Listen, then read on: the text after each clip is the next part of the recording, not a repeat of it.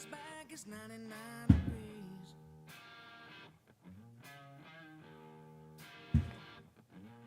It's time to put the top down and cruise down the highway wild and free.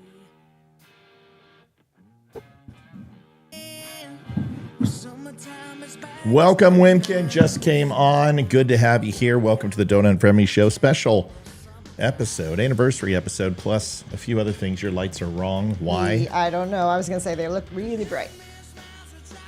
Everything's wrong. I think, oh, you didn't turn on the show. I think you turned on the... There we go. There we go. Better. Show is on. And it's going to be an interesting show tonight. We are going to cover some politics, which is always important. We're going to cover some things, but wanted to make sure we talk a little bit about our 22nd anniversary, 25 living in sin, which is exciting. How am I feeling? Meh. I'm not too good. Stomach's still upset, but I'm here. I'm here. I'm trying to get a few things situated before the show, so bear with me if I'm not completely engaged with the show at this point. We will get there. I promise you. In just a few seconds.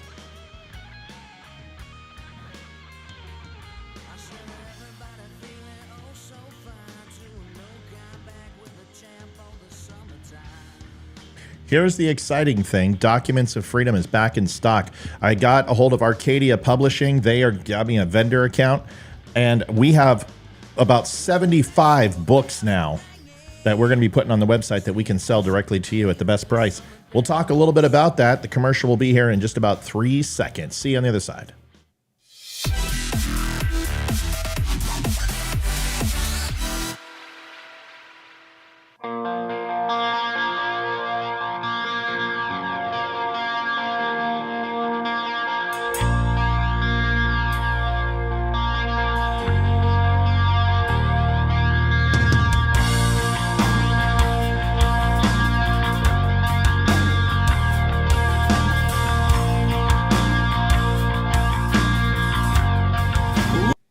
Happy anniversary, 32nd anniversary, Angie. Congratulations. Do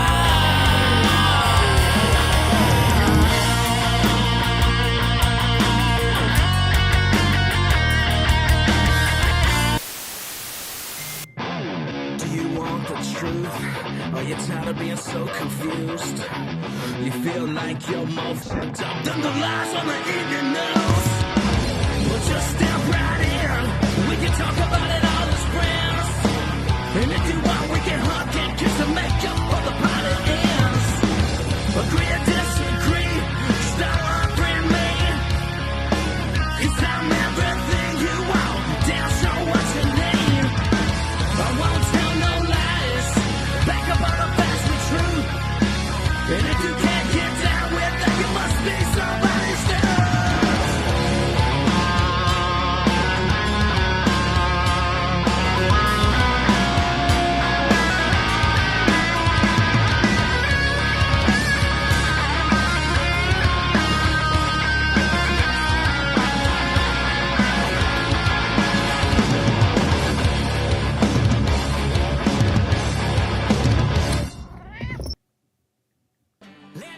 What's up, everybody? It's Ryan Weaver. I am on the Don't Unfriend Me show, otherwise known as The DUM Show, with host Matt Spear.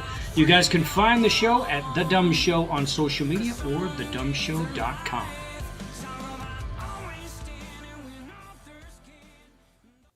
Hey, what's going on, Donut and Friendly Nation? Matthew Spear from the Donut and Friendly podcast. It's interesting. I've had these books for, 3 years now, and I've got, 3 independent books of the Declaration, the Bill of Rights, and the Constitution of the United States that I inherited from my mother. Leather-bound, beautiful, and they're older books, 1935, 1937, something to that effect. I'll show them on the show, but people see me reference these nightly on the show, and the interesting thing is I've never really put two and two together. We have a website, and someone asked last night, hey, how the heck do I get those books? Where do I get those books? And it dawned on me that I should provide these. So they are now on sale. They're beautiful books. They're leatherette books. They're hardback, which is nice. They don't have a dust cover or anything. I've used these, like I said, ad nauseum, and they hold up and they stand the test of time. They've got pictures of the framers, founders, inside the books. They make references with different colors to kind of explain things in a little bit of a simpler way or give some context. But these books, word for word, are the Bill of Rights, the Constitution, and the Declaration of Independence. They are absolutely stunning. You get each book individually for $15.99 over at thedumbshow.com. We also have a bundle over there where you can save $5 on all three for $44.99. And last but not least, the pictures you've just been looking at and the video is the Documents of Freedom, custom made by PFC Flags, comes in an amazing, beautiful, decorative box for $64.99. Stop by thedumbshow.com and take a look. They're available right now. Hey, what's going on, Donut Friendly Nation? Matthew Spear from the Donut Friendly Podcast. I don't know why it's repeating. It's interesting.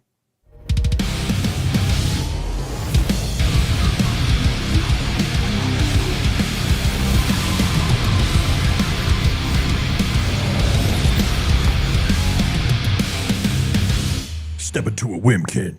Adjusting transmitter output.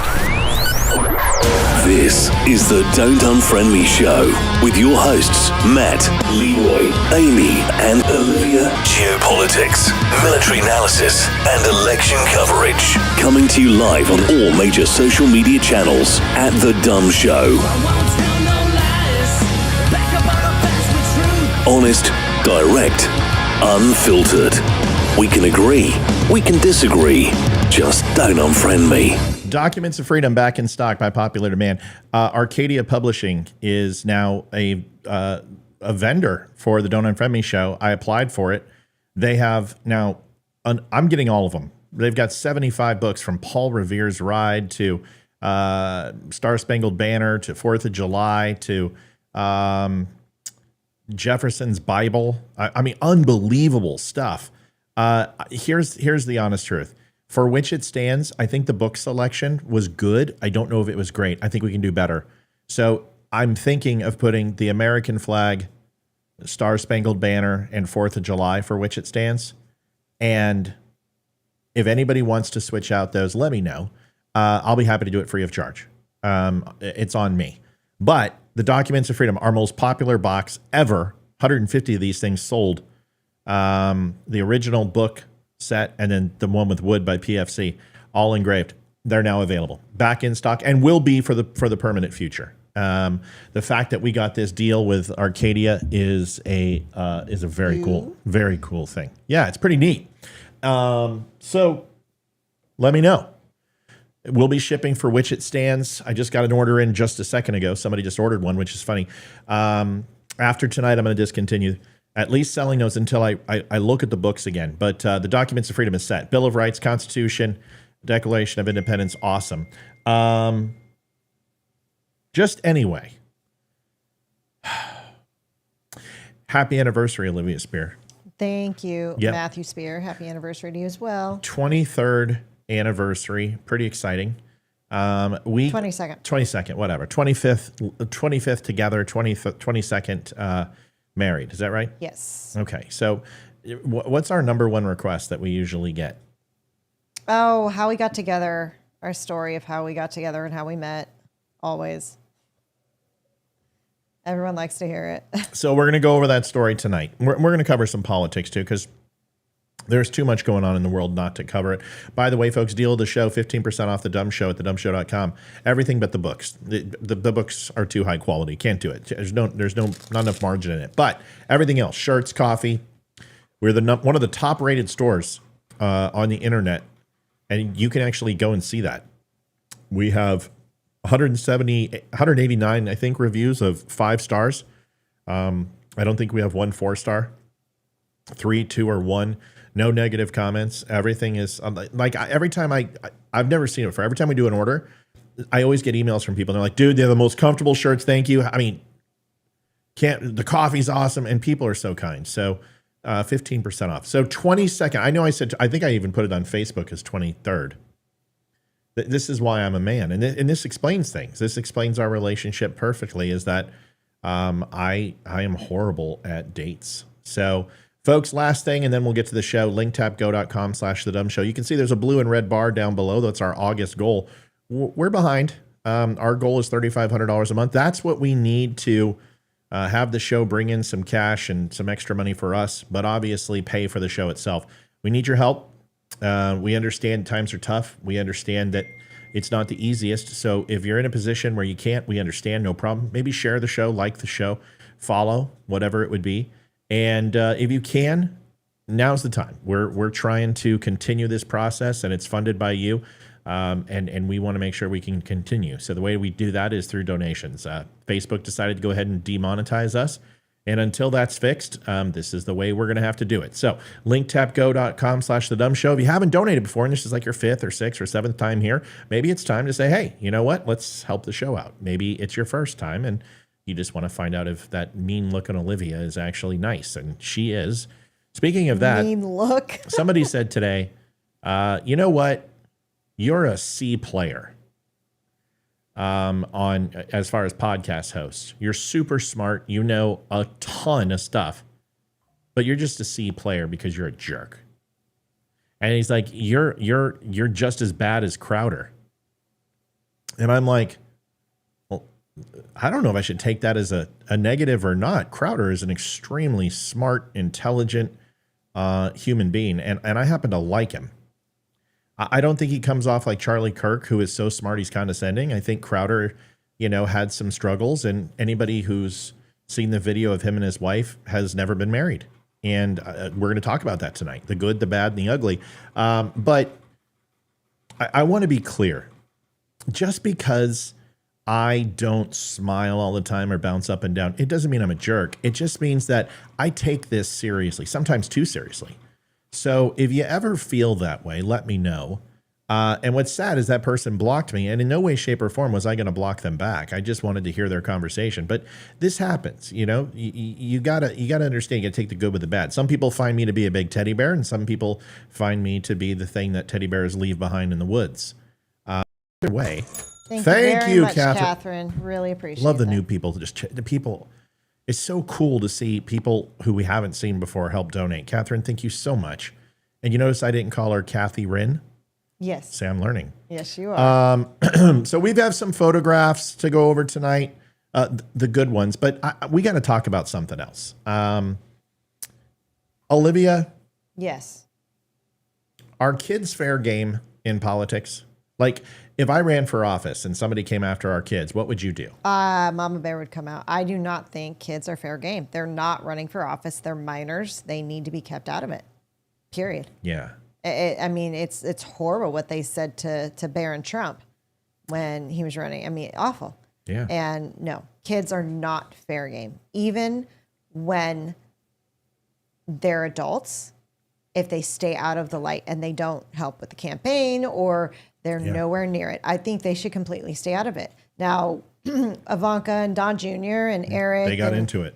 And Chelsea and all of them. Sorry, I'm losing my voice. And all of them, they're in it. They are fair game. But the children who are not, are not. Because I would be super pissed if someone came after our kids.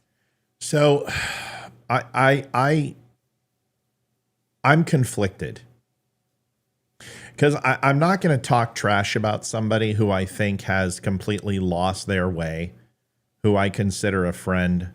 I'm not going to bring that conversation up. I've had viewers saying, oh my God, did you see this show? Can you believe this? And I'm like, there's just some people who are shock jocks, right? There are people who are associated with the show who want to be, thank Mama you, Judy. Mama St. Vincent, who want to just be shock jocks, right? But there's been a couple things said, and here's what I will say. We're a free country. People can say whatever they want, and I don't hold it against anyone who wants to have comments about Jews or kids or whatever. It's cool. You have a right to say whatever you want and do whatever you want, and I also have a right not to associate with you, right? That's the easiest thing for me to do is say, hey, I don't want to associate with somebody who goes after children. And the reason why you're going after children is because you don't have any, and you don't know what it's like. And if you don't have the love of a woman and you don't have a love of a child, then you really shouldn't be speaking about it, right? Yeah, exactly.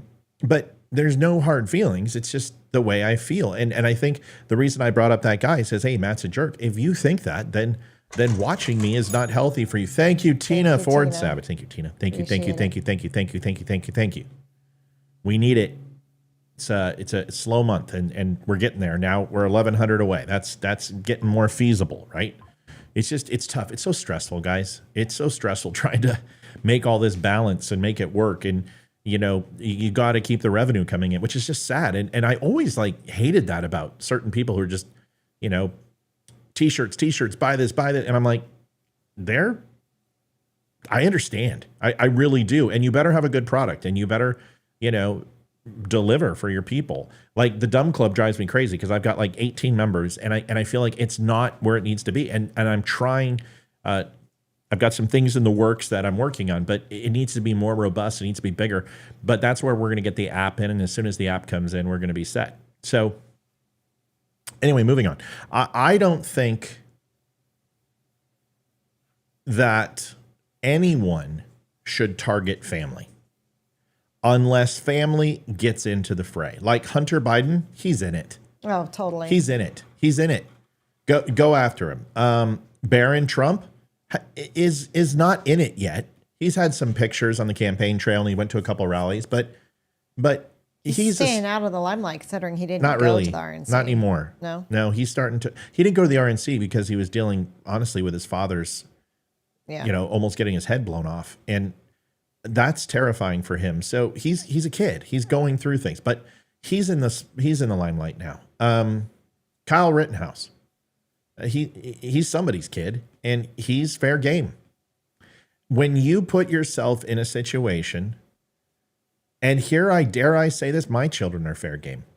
Now, what happens to you when you do it is not going to be fair, but my kids have been on the show, and therefore, if there's people that want to single them out and say bad things, they have when my kids have been on the show, then I put them there, and I knew what could happen. And if it happens, you're just going to hear from me, right? So I very Sasha Pushkin is here. Oh, Sasha. You poor dude. How many times are you going to get worked in my thread? And now you're coming on the live show. Oh, brother, somebody give this guy the phone number. 804-212-2208. Come on, Sasha. Let's have a conversation. I mean, I've been just waxing you in the threads. I'll be happy to go ahead and do that verbally. So please call into the show. Donations, you sound like a communist begging for a handout. Well, see, the difference between communism is redistribution of wealth, and the government controls all means of production. So unless you're calling me the government, I don't know what you're talking about. I don't think you know what no, I'm doing this. Yes. I don't think you know what the word communism means. No, that will be the last comment you say to Sasha unless he calls in. The second thing is get a real job instead of spreading fake news on social media. Olivia? This is his job. Olivia, I Yes. got this, okay? Oh, okay. I don't need a mom right now. Thank you. Appreciate you. Get a real job. I promise you I work more hours than you do. And if you took the entire accumulated jobs that I've had over my life, I guarantee I've had more success than you will ever have in yours. So once again, you don't know what you're talking about. You're unwilling to come on and engage. You notice how I've punched you in the mouth like 40 times on Facebook, and you never go ahead and say anything other than stupid, flippant shit like this. So thanks so much, man. When you want to, you can call in. We can have a debate anytime you want. We can talk about anything you want. But see, the funny thing is that you can go ahead and espouse and make fun, but you're too much of a coward to call in, which shows that everything you're saying is disingenuous and has no validity. So until you dial the phone number, you're there. And by the way, communism has nothing to do with donations. In fact, donations and giving one money for service is capitalism. So I know you don't understand the difference, but communism forces labor. And capitalism pays for labor. You might have heard a little something called slavery and civil war, and we went ahead and fought for that. But communists, no. Charity is not communism. In fact, in no way, shape, or form is it even close. Now, you could say that this might be a charity. Sure, you could say that. If you feel that people are making charitable donations to the show. But there is a cause and effect, because I noticed for 3.5 years when I was on the show and I didn't take donations. In fact, we turned down thousands of dollars of donations from people. People, you can ask all the listeners right now, would offer to send us money, and we said, we don't want your money. Go buy a shirt. If you want to go buy a shirt, buy a shirt. because we were financially set. But that little social media company that you just mentioned decided to go ahead and deplatform our monetization. So, Sasha, I appreciate you sniping from afar. This is the last time I'll engage with you, unless you can go ahead and reach down between your legs and grab your vagina, find some testicles, and come on the show. Otherwise, we're done. Great. Let's move on. The whole point of this introduction of talking about people who are frustrated or upset with the other side and then decide to take it out on kids is wrong. Now, when Kyle Rittenhouse was on Stan and he cried, people made fun of him. I don't care. Kyle Rittenhouse is essentially a man, and he can handle it. When Donald Trump went after that reporter and they said, when he did that, but he's done that a million other times, and talking to people who have no mental deficiencies in any way, shape, or form, that's just Donald Trump. When he thinks you're stupid, he makes fun of you that way. It just so happens to be that guy looks like that. And even if he was, who cares? It's true. That guy, the Gold Star family that tore after Donald Trump. Listen, Donald Trump gets smacked in the mouth and then he drops a truck on you. That's just the way it is. Don't smack him in the mouth if you don't want a truck dropped on you. I don't care if you're a Gold Star family. I respect the sacrifice your family made. But if you're going to go out and talk trash, you're fair game. That's the way it works. So I have went after Tim Walz a lot. Would you agree, Libby? Yes. Very, very hard. And last night at the DNC, I want you guys to watch a video and tell me what your thoughts are. Because this is not how you win an election. You're not going to win an election this way. And I want to be clear. Donald Trump, it's my understanding, he didn't say anything about this. I don't think there's any major Republicans who've said anything about this. Ann Coulter said something about this. Ann Coulter is a neoconservative, Mitt Romney, fake Donald Trump supporter who has turned into a never Trumper. She is a degenerate. I never have liked her. I've never defended her. And I think she is a worthless human being in all facets. Even when she supported Trump, I didn't like Ann Coulter. I think she has a way about her that is toxic and lowers the quality of the conservative and Republican Party. One second. And I'm not a fan of Ann Coulter. Olivia, do you know who Ann Coulter? She's been on Bill Maher, blonde, real skinny. You know, I've heard of her name, but I can't place her face. Well, I'll show you. Ann Coulter made a post. Liv, can you take care of that? Yes.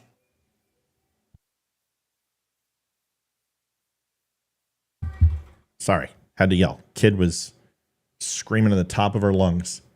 Ann Coulter made a post, and I'm going to show you the post, and then we'll go ahead and do the rest. Now, she deleted it.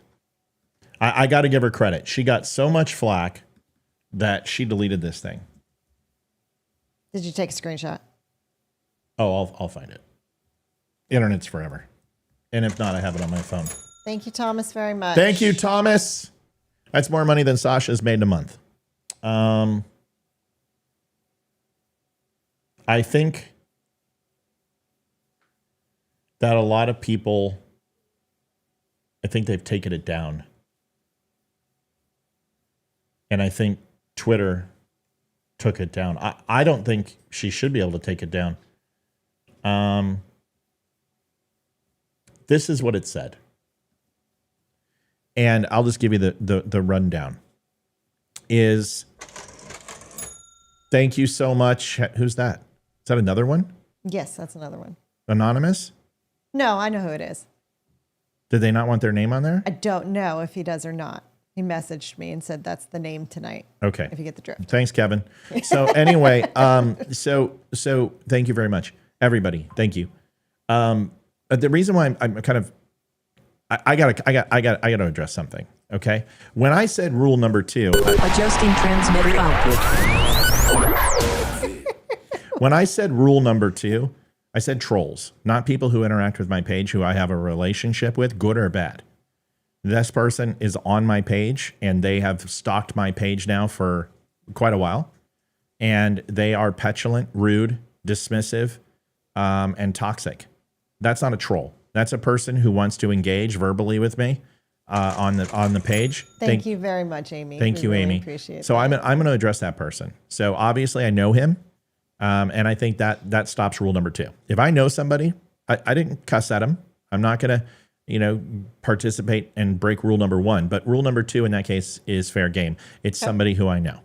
Got it. At least I know I can recognize their face. Out of the hundreds of thousands of people that we have, the fact that I know his name should tell you that this guy posts. He had a top fan page, for God's sakes. A top fan page, top fan badge. So, oh, really? Yeah. So he hates us so much. He loves us. I can't find the Ann Coulter post because I think she has taken, I know she deleted it. Let me try one more time. And Ann Coulter isn't part of MAGA, folks. I don't understand why people believe that's the case. She's not a part of MAGA. She hates Donald Trump. She despises Donald Trump. She talks trash about Donald Trump. She pretends and goes, oh, I wish Donald Trump would do this, and I wish he would do this, and I wish he would do that. But ultimately, she espouses nothing but garbage. We're having a real problem with Twitter, guys. I'm trying to stall, but I can't stall much longer. In fact, without this, we can't talk about it. So I am doing the best that I can to get this up, but I think Twitter's getting attacked, DDoS style, because it's horrible. Okay. Let me see if I can find something on it. No, I already got it. You got it? It's Okay. totally cool.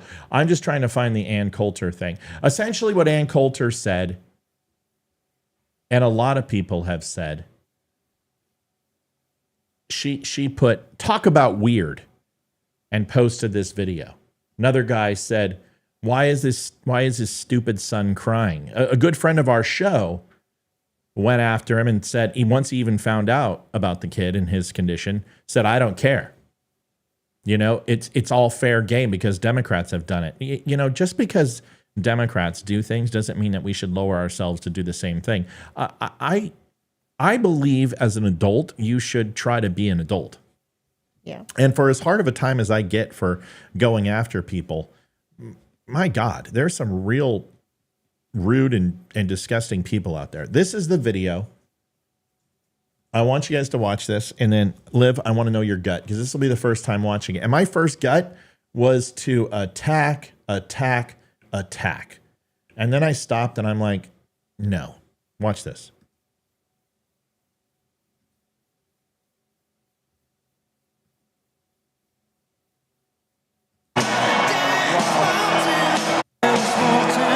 I gotta mute it because I can't play the music. DNC has me. All they do is play music all day long. There's Tim Walz' son.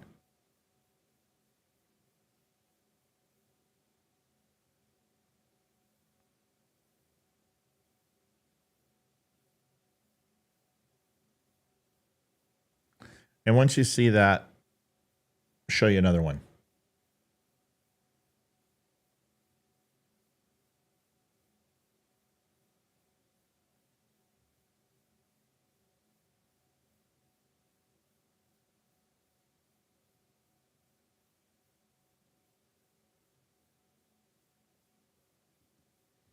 Here's the other one with his daughter. It reminds me of my good friend Catalina a little bit. World, and I love you.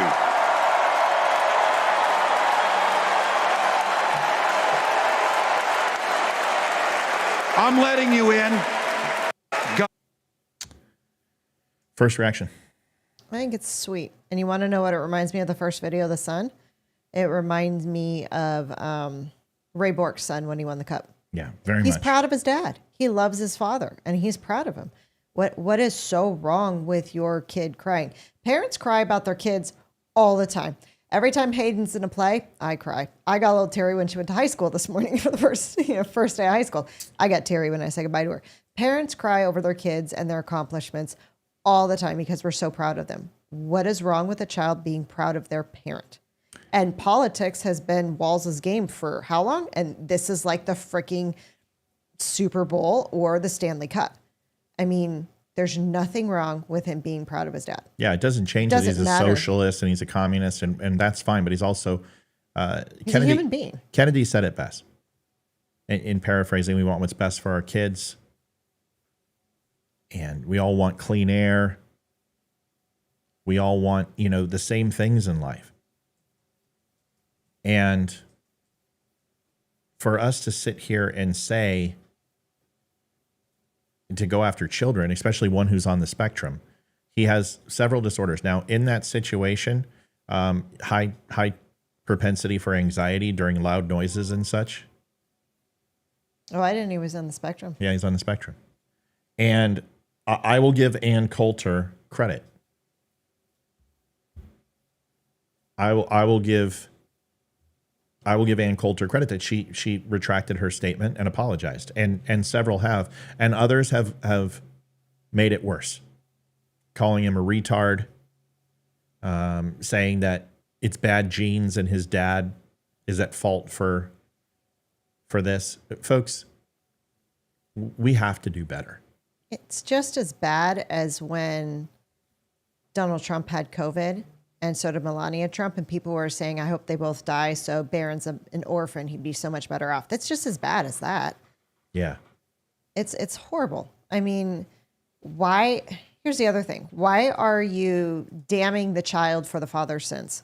He has nothing to do with his father's political career. Nothing. Just like you can't blame any child for their parents' decisions of what they made. That's like blaming Hayden and Ethan for anything Matt or I have done in the past before they were born or currently. Yeah. Unless they were involved in it. You can't blame children. And it doesn't matter if I don't know how old he is. He looks teenager, older teenager. Daughter definitely looks like she's probably old teenager, young 20s. I have no idea how old the kids are, but kids are completely off limits. Yes, you too, Yenny. I will not blame you for anything. So my problem is this doesn't help our cause. No, all you're doing is making these people victims and proving them right. If you're one of those people who are saying these type of things, you're just proving everything that they say, and they're associating with Donald Trump. Ann Coulter is not a Trump fan. She's not a Trump supporter. The fact that they're associating her with this, that MAGA is going after, and this is sick.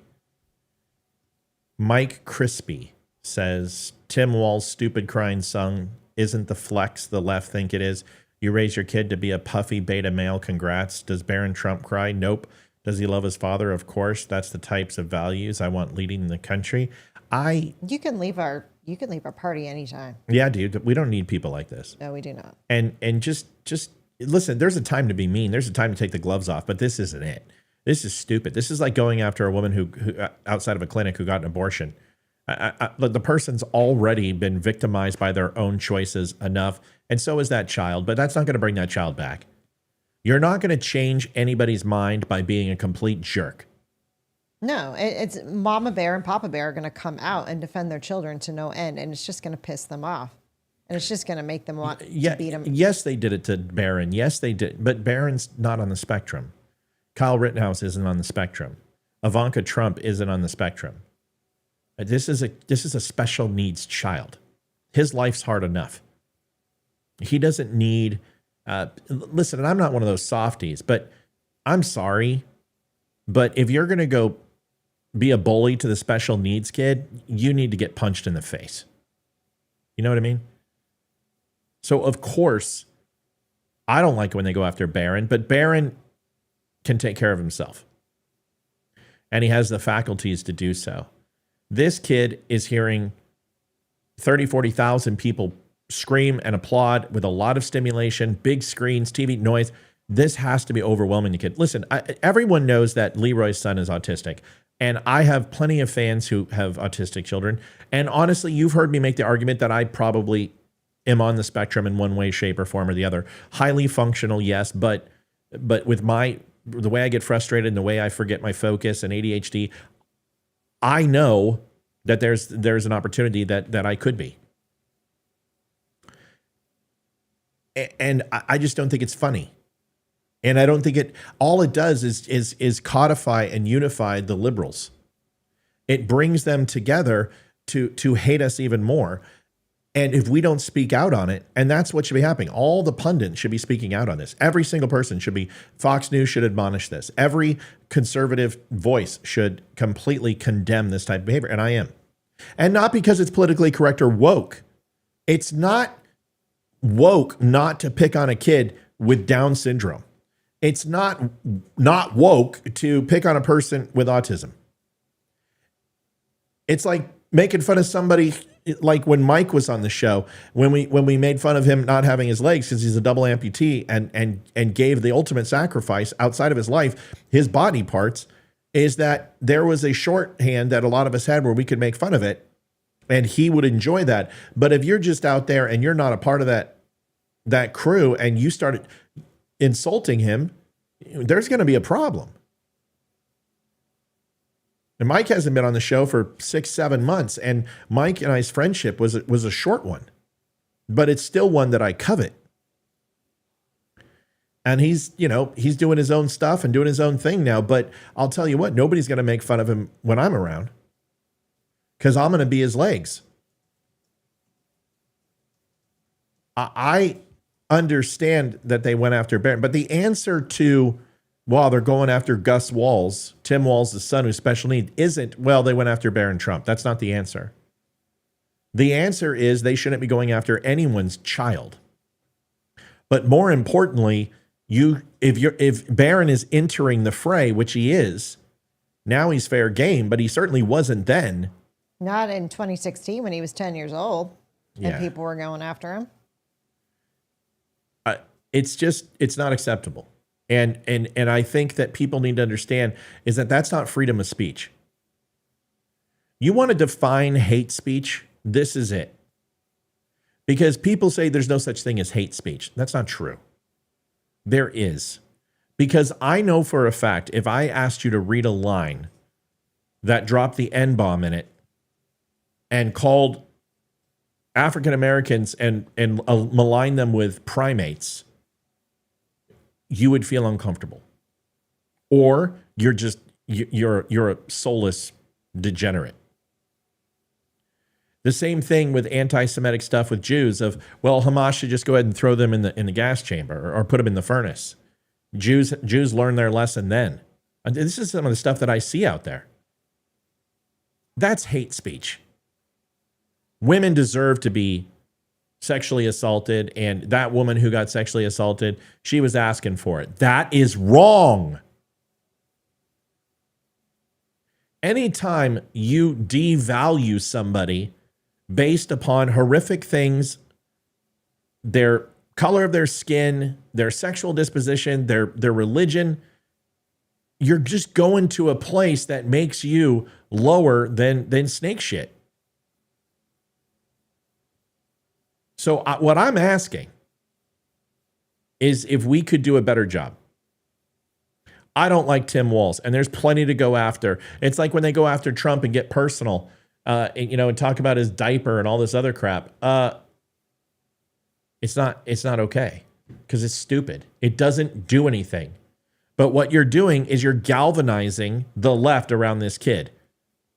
Everything is about this kid. You're just making Tim Walz look like the victim. And they're not talking about the one thing they should. What's that, Liv? Which is how he's a communist and his poor policies.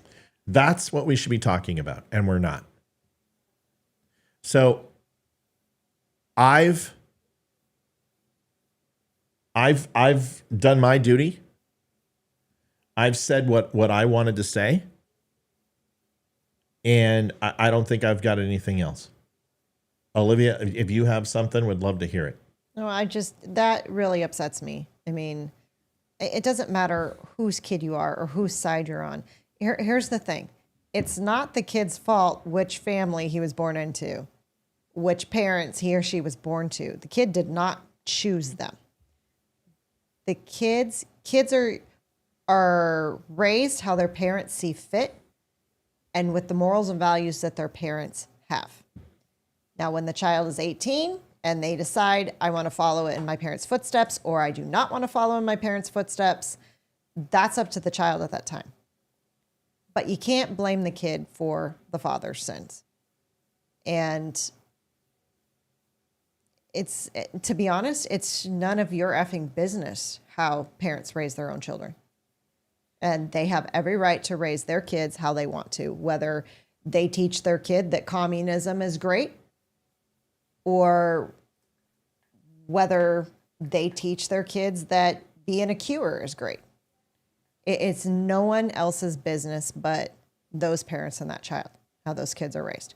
And to be honest, most parents are going to tell you to jump off a cliff.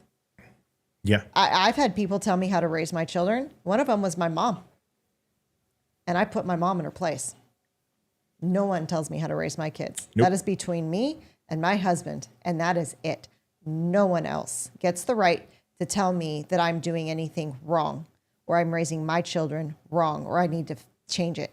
And there was a lot of stuff my mom hated about how we raised our kids. But guess what? That's our choice. That's our choice. Is Orange Man considered hate speech? I think you understand. I don't think I need to speak to an educated human being with the intelligence level that you have and explain to you what true hate is. It's not defined what the left is, which whatever I disagree with, whatever I don't like is hate speech. I just defined it for you. When you dehumanize another human being, when you interfere with their own rights to life, liberty, and pursuit of happiness, whether that be verbal, physical, or influencing others, there most assuredly is hate speech. Sorry. Because libel and slander and defamation are real things. And if you can defame somebody with words, then you can hate people and make them feel a certain way that they are unable to cope with, and especially a special needs child that doesn't have the coping mechanisms that you and I do, I think is a little below brow. And I think everybody knows what I'm saying. Calling Trump an orangutan, that's not hate speech. Calling Nancy Pelosi a lizard is not hate speech. Making fun of her husband with a hammer is not hate speech. Hate speech is when you dehumanize a group of people for their race, color, creed, sexual disposition to a point where it impacts their own ability for life, liberty, and the pursuit of happiness. You can't say, I'm going to kill you. You can't say, I'm going to throw you in hydrochloric acid. You can't say, I'm going to blank the president. I mean, if you can't say those things, then well, you can say them. And you can say all you want about an autistic child. Go for it. Knock yourself out. There are consequences for your actions. Okay? That's my point. And I think you know that. Make sense? Good. It doesn't matter what your Democrat friends, you know what, Kyung, man, you can tell me every single weapon system in the U.S. arsenal, but you can't figure out what I'm saying. I think you know. You know exactly what I'm saying. Once again, trying to equate this to what the left has said, it doesn't fix the problem. That's like saying, well, I go ahead and I talk bad about Jews because the right talks bad about socialism and communism. Those two things have nothing to do with each other. And your actions are not defined by other people. Nobody made you do anything. The reason why people are going after Gus Walls or why they're going after Barron Trump is because they hate the father and they want to hurt the father. And if your design is your speech and your comments is designed to hurt people, not hurt their feelings, like hurt them, to do damage on them, which speech most assuredly can harm people,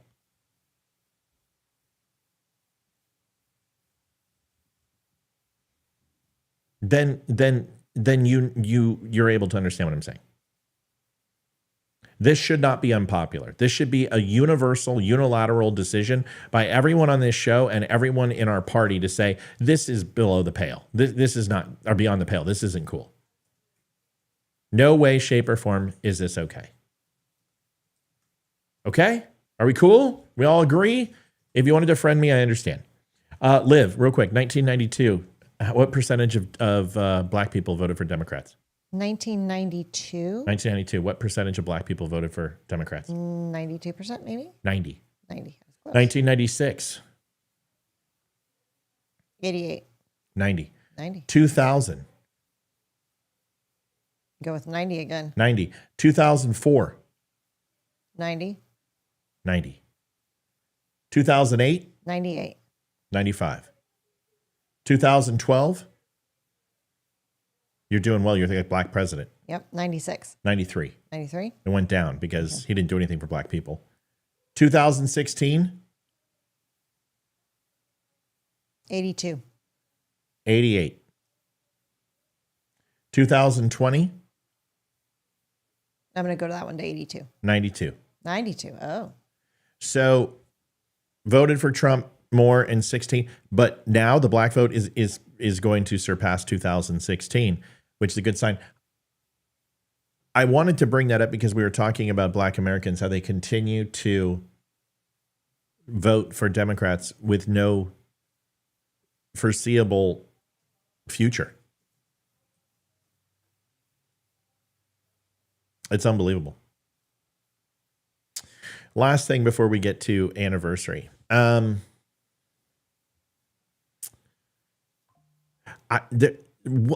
what can't you stand? Like, there's a type of person you just can't tolerate. And say, well, who is it? Stupid people is one high on my list. Just stupid people.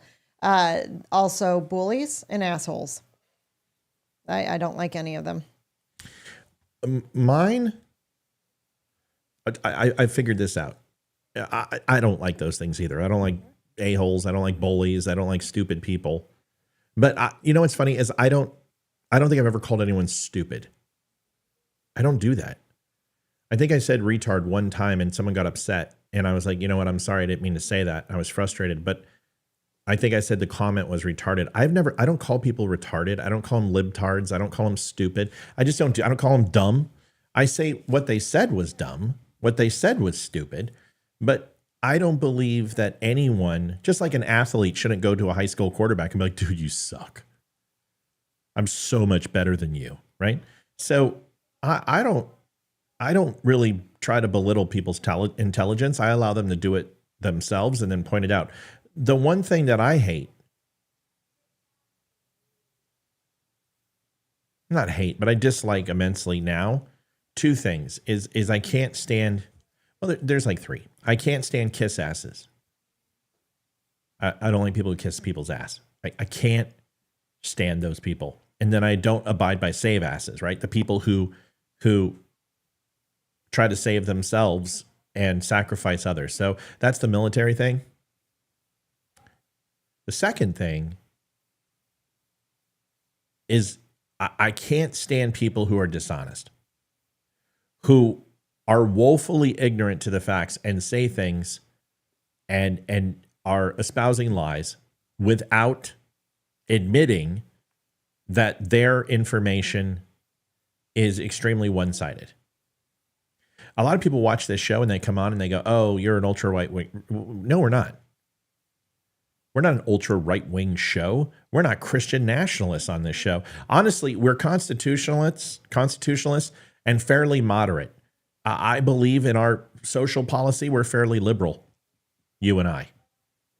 Do what you want in your bedroom. Love who you want. Be with who you want.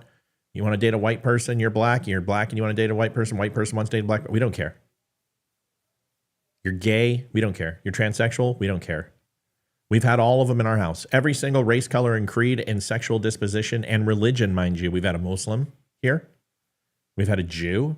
We've had Catholics. We've had Christians. We've even had a Mormon in our house. My daughter she collects the weirdest freaking people in the world. And just like, a Hindu one-legged lesbian will be at school and she will find a way to be their friend. And I just can't stand when people lie about what they're saying and then lie on others with no earthly conception of what they're talking about. And the final and third thing is I can't stand internet tough guys. I can't stand the people who pretend that they can even remotely have a conversation that isn't interlaced with insults and petulant behavior and pretend that they can. And what do they say? I'm too busy, or I got to go, or I don't have a camera. Because once you lay the gauntlet down, none of them come on. And it's cowardice. And it translates in everything they do. You can smell it through the freaking computer screen that they are just cloaked in fear. And all they want to do is project onto you their miserable existence. I don't allow that to take place. I used to, right, Livy? I used to let it bother me. Oh yeah, yeah. The first couple of years of the show was a little rough when you weren't on air. It was hard. I would let people dictate my behavior, and now I just don't care. And I just a week ago I would get involved, and that's how I coped. But even now I'm just to the point where I'm like, I'm just going to say what I want to say and then move on. But we have to work harder to not create what we dislike. And if you don't like bullies, or you don't like a-holes, or you don't like liars, or you don't like internet tough guys, then don't be any of those things. And that's the whole point of the first half of the show is don't be the person that goes after Tim Walz's kid. Go after his career. Go after his socialist policies. Go after tampons in boys' restrooms. Go after chemically castrating children. Go after having the abortion bus at the DNC and being the parlor of death. You might as well have a Sweeney Todd haircutting place in there. And we can go ahead and have human pies afterwards. Go after the things you need to go after, but don't go after kids. Don't go after people with special needs. Don't go after women who get abortions. Don't force religion down people's throats. Don't be the left. Be better than them. We accept everybody on this show. We really do. We truly do. We want your opinion. We just want you to be honest. You don't like people who listen to Barry Manilow. I love Barry Manilow. Okay. I also, one more for Yeah. me, I also don't like people who pick on my children. Yeah. And seriously, I have wanted to beat the crap out of a couple of kids before, even when they were like 10 and 11. There's still a couple kids that I'm like, every time I see them, I'm like, I don't like you. But Dodie has, I still haven't been accepted. And yes, I did go to WIM Can Help. Dodie. Message me. Dodie, message me. Dodie, type in your email address into username and then your password. Please go check for me. Okay? Email Jason, text Jason. Okay. I just need to know what your your username is on it's going to be her email. I would assume that's what everybody's is. It's usually. Okay. So, Dodie, just put in your email and your username that you chose and see if that works. If it doesn't work, we'll reach out to Jason right now. We're going to text him for you. All right. I also know one more group of people that you do not like. Stolen valor. That is like those nails on a chalkboard. Those are liars. I don't like liars. You know, I don't like people who are dishonest and disingenuous. Anyway, it's about time. It's 7:55. I'm glad that worked for you, Alexandra. And we can go ahead. Everybody should be able to do that. Marky, good to see you, buddy. All right. So Marky, we're going into the how we met. I think we did this in Bakersfield before we watched. I don't remember what we watched. What was the name of it? Just wait. I'll get it. It was about the ninja video game guy. I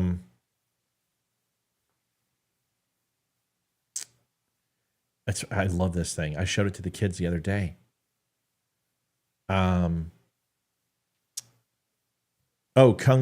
Fury. Oh yeah, Kung Fury. Yep. Yeah, we watched Kung Fury for the first, and we just laughed. And I think we watched it 2 times in a row. And then we talked about the night we met. We all sat on the couch, and yeah, I remember that. It was great. All right. So, yep, Kung Fury. I already got it, Marky. My brain doesn't work as fast as it used to. Liv, Yes. How I Met Your Mother. How you met my mom? No. The TV show, How I Met Your Mother. So, folks, the reason why we're doing this is not because we think that you may care. It's that we get asked all the time, how did you guys meet? How did you guys get together? And we're going to go over it. And that's what we're going to do. It's a funny story. There's a lot of humor in it. There's a lot of everything, and it's a good story, and it deserves to be in a book. But we're going to do it together. I hope you stick around. I hope you don't leave. Why does it always have to be drudgery and dreary? Why can't it be a happy story? So I'll make my declarative statement first, and then you can make yours. Okay. We're making declarative statements before our story. Why? Because well, listen and you'll understand. Okay. I can honestly say that there is a point in a relationship where love is no longer relevant. There's a point where lust is the beginning of the process. And then that lust either turns into complacency or turns into maybe tolerance and eventually can get to love. But there are a lot of road bumps and gaps to fill in between. But in order for a relationship to stay, love isn't enough. We see all the time where people fall out of love or just love each other and still separate because they can't stand each other. I can say in the first 2 years of my relationship with my wife, it was most assuredly lust. And then I can say for a few years after that, it was convenient. And although love was there, those things were predominantly interrupting us from being happy. And although it wasn't all the time, those are the things that made it unhappy. Complacency, the frustration with each other. Those were the moments that made it bad. And then we left Colorado and got to Arizona, and we reached a place of where we finally found who we were. And I think those are some of the best years of our lives. And then we left Arizona and some of the worst, but only for a short period of time. And that was after Hayden was born. Then we got the house in New Mexico and Apple, and things were great. Then we went to Bakersfield, and although it got stressful with Ethan, we still loved each other. And I think ever since then, even though we've had our ups and downs and a horrible 2 years at COVID, where we were just after each other and just hurting each other all the time. I've transcended out of love. And love is not the emotion that I would use to describe our relationship. I think that it is purely 100% unadulterated compassion for each other. And we're compassionate to sometimes completely removing compassion from the equation so that other person feels that and it hurts. But compassion is how I define us, is that we genuinely try to improve and we actually care. The physical relationship with my wife, I don't think I need to say is as good as it was when we first met. And that has always been our strength. I don't know about always, but well, there was a time when you were a frigid wench after you were pregnant, and you didn't want to have sex ever. But thank you so much, Maddie. So, needless to say, as we go over our anniversary and go over this story, I will say that I am not the man I need to be for my wife at all times. I can be ill-tempered. I can be short. I can be dismissive. I can be downright rude. But there is a love that we have for each other that is through compassion that has created something called acceptance. And I think acceptance is better than love. My wife knows everything about me that she can know. My faults, my idiosyncrasies, my mistruths, my fetishes, my fears. And I can just ask people, the commitment doesn't need to be Doesn't even need to be in the equation. There's no jealousy in our relationship. There used to be, but not anymore. We just got into a place where we're compassionate, we're accepting, and we've already been through the worst, and there is nothing worse than this.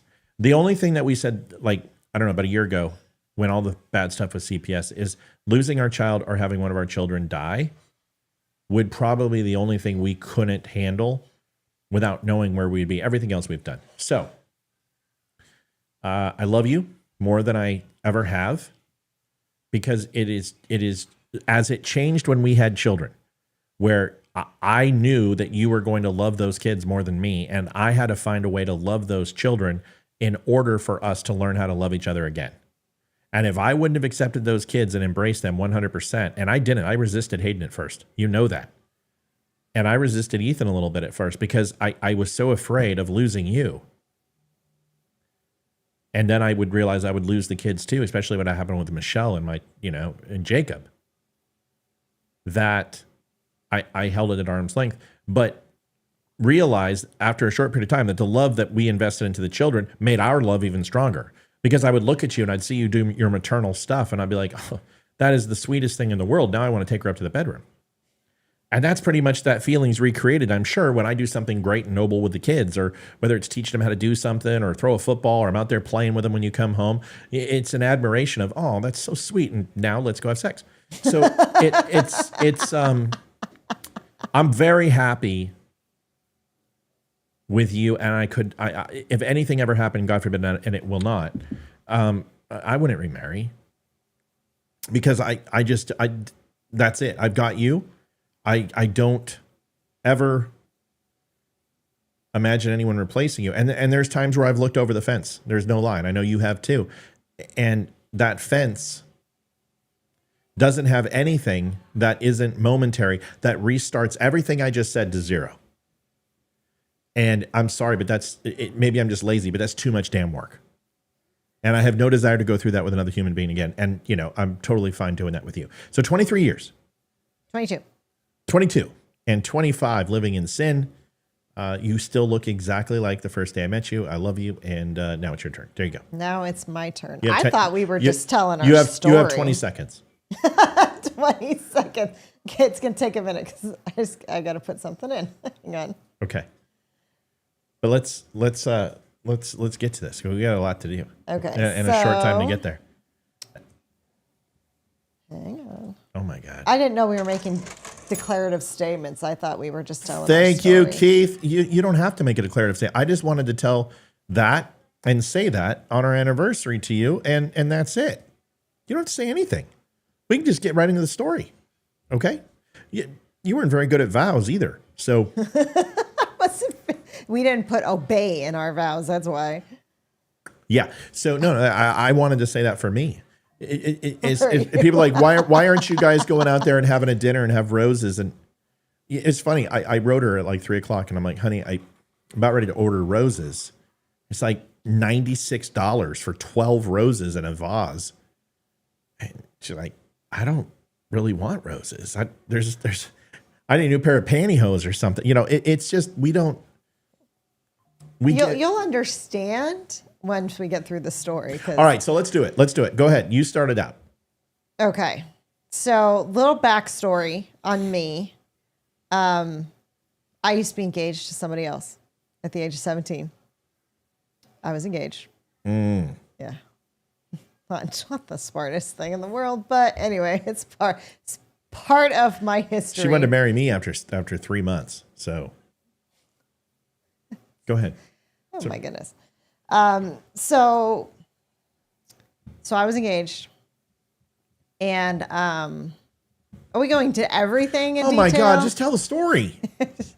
So I was my best friend at the time.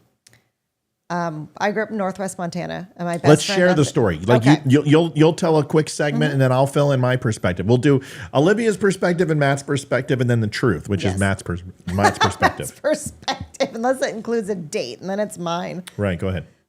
So my best friend at the time, this was Chrissy. Chrissy, yes. Chrissy. So this was the one who stepped on my cat. Yes, this is Chrissy. Okay.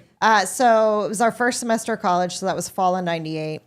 And her school, she was going to school at Eastern Wyoming College in Torrington, Wyoming. And her school started a week before mine. And she was driving back. Okay. So I'm like, I'm just going to drive with her and go down to the college. And so we did. And I had just separated. This was 98. Yes. What year? What month? No, it was 99, January 99. It wasn't 98 because I was in Japan. Yeah, it was January 99. So I had just, it was January? January 99. Okay, so I had just separated from the military. And let's not correct each other, okay? Let's just tell our stories the way we see it. That's what I don't want to do, is sit here and have you do what you always do and be like, no, it was me, and I was wearing well, a that's part of our, No, allure. it's not. It's yours, and I hate it. I'm just like, dude, I was a month off. Who cares? Nobody cares. Nobody's gonna know. Anyway, so I had just sepped from the military, medical separation. Most people know my history of the military, and I was messed up as a Hogan's goat. And a lot of my recovery was done, but there were other ailments that hadn't presented themselves that were going to. But I had a girl who before I shipped to Japan, I had a fling with, and we really liked each other. And we started dating as I went back to Japan. Of course, I was completely faithful to her, and she wasn't. And I was at Intel, and I was reading her letter, and it was funny as I was going through handwriting analysis at that point, but also how to discern meaning based upon the way people write, the words they use, the stress points of their pen, where they pause, where they don't, if they've stopped writing to think. And I basically assessed that she had cheated on me. So, of course, I checked her credit cards and did all the things that I shouldn't have done and used government resources to find out. And she had cheated on me. So she came out to Japan, $11,000 flight, and, it was just a lot of money because it was booked. I got off the boat and went to the pier, and I said, we're done. And I found it. And she booked a flight like that day. And I don't think it was $11,000. It was something like $1,700. But at the time, that's a lot of freaking money. And she comes out, and I live with her off base for like 3 months. And then, I was recovering and decided to come out with her because I was separating from the military. I wanted to go to school and pursue criminal justice and the FBI. But didn't know that my physical ailments would stop me from doing that. So I went to Wyoming at Eastern Wyoming College, where Olivia was going to go. And how I came to acquaintance is Chrissy dated one of my roommates, Mike, who was living with me. And we had a 2-story, 2-bedroom, 2-bath townhome that we $325 a month. Ridiculous. Beautiful place. Like, if I could go back there and renovate it and maybe just live there when the kids would leave. But that's that. And I found out as Mike showed me a photograph, and I was a philanderer, most assuredly. And I was going through a lot of one-night relationships. He goes, this is Olivia, Chrissy's friend. She's going to be here. And I'm like, looks like my next one-night relationship is coming to town. And he's like, dude, she's engaged. And I said, like, that matters. There we are. And that was my first reaction seeing her picture. Okay, what's next? Okay, so right before I was coming out to Wyoming, I was having some issues with the fiance. His name was Jim. I was having some issues with Jim and how immature he was and just going through some issues. On the way to Wyoming, we stopped in Bozeman to see an old friend from high school who used to be my other best friend. We were like the Three Musketeers, and we'd had a falling out, and I really didn't want to see her. And here's the other crazy part of this whole story. Kylie used to be engaged to a guy named Jason. Kylie cheated on him and broke his heart. So Chrissy picked up the pieces and was now dating Jason at the time. It was just all messed up. Was she an ex of Mike's, or did they date later? What happened? Because they dated at some point. I think she was dating Jason at that time. So her and Mike were exes. Got it. Yeah.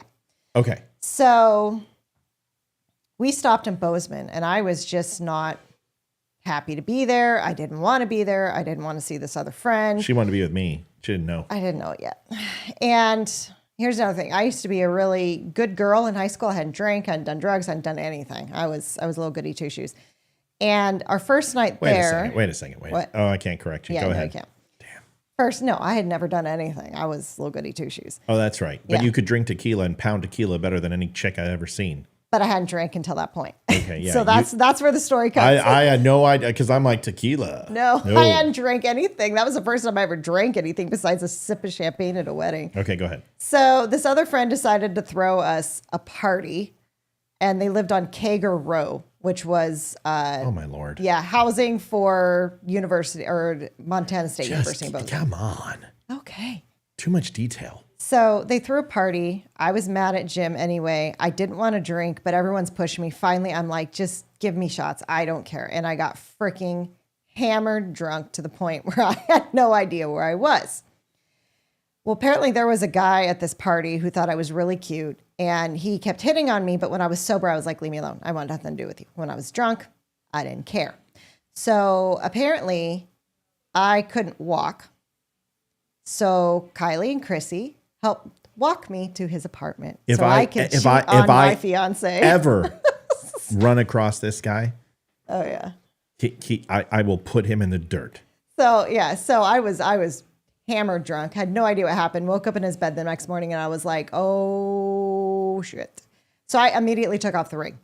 I was like, nope, I can't do that. That's a sign that, yeah. Well, That's rape, right? pretty much. Well, here's the thing.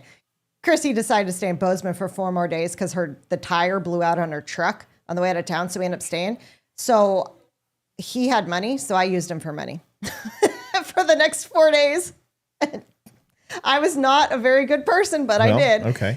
And I didn't hear that part. yeah, I did. And he fell in love with me. Like, I mean, he bought me after 2 days. He bought me a diamond promise ring. Chrissy told me. I was like, oh, hell no. He was like in love with me. And apparently I just destroyed his heart.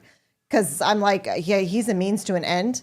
So I can have dinner because I've got no money. So, but yeah, I destroyed his heart, apparently. I never heard this. Yeah. This is great when we recant this story, because I always find out new things. Yeah. Like So he called me a few times after I was in Wyoming, and remember? Yeah. I remember. Yeah. Yeah, I think he remembers me. Yeah.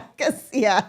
And I think he received a certain visit from somebody. And I didn't know this. Oh, yes. I didn't know this. Oh, yes. I didn't know he did. Oh, he most certainly did receive a that's visit. funny. Yeah, you got to 'cause- remember, I had a TSI at the time, and I was compartmentalized. Yeah. You didn't know, but I was still working with the government as a contractor. No, I didn't. So I was, and they had done a full background check on Olivia, full security clearance on her, making sure she wasn't in any type of vast. And this is what happens when you have compartmentalized clearance. Anybody that comes in your life, you have basically a contact sheet you have to send in on certain programs. And if you're really doing high level work, Leroy will tell you, you have contact sheets, and these are people who you've come in contact with and had more than a casual conversation with, that you have to declare. So, I put down, well, we had a little more than a casual conversation. We had sex like 7 times in one night. And here she is. So they did a full background on her, top to bottom, everything, her family, everything else. Yeah, he got a visit. So go ahead. So we finally get to Wyoming, and Christy has to go to classes the next day. And I'm like, okay, what am I going to do? So Mike gets out of class early, comes, picks me up at the dorm. Cause I've met him because he had come up to Montana a couple times. Wait a second. Yeah. You just went from doing a guy in Bozeman to you're in Wyoming and Torrington. Yeah, well, it was after we got. I know, but done. had you seen a picture of me? Had you heard about me? Something must have happened. The only thing I had heard There we go. was in November, because Mike came up to Montana for Thanksgiving. I didn't know who you were. All I know is he told me, he goes, I've got a roommate. His name's Matt. And I showed you your picture. and he thinks you're super hot.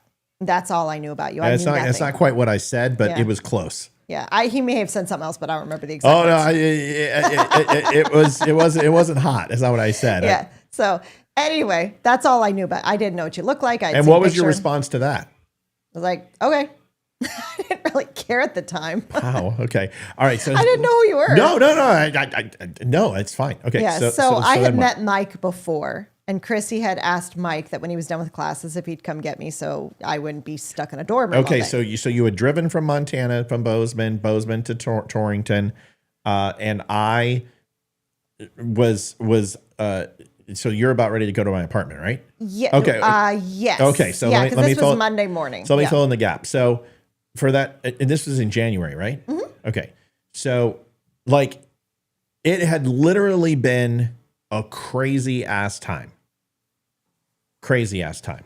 Like I had found out that I was having a child out of wedlock. Right? Yes. I had the summer of love. And I'm not kidding. I must have slept with 30 girls that summer. And freaking the woman. The last one I slept with before Olivia got pregnant.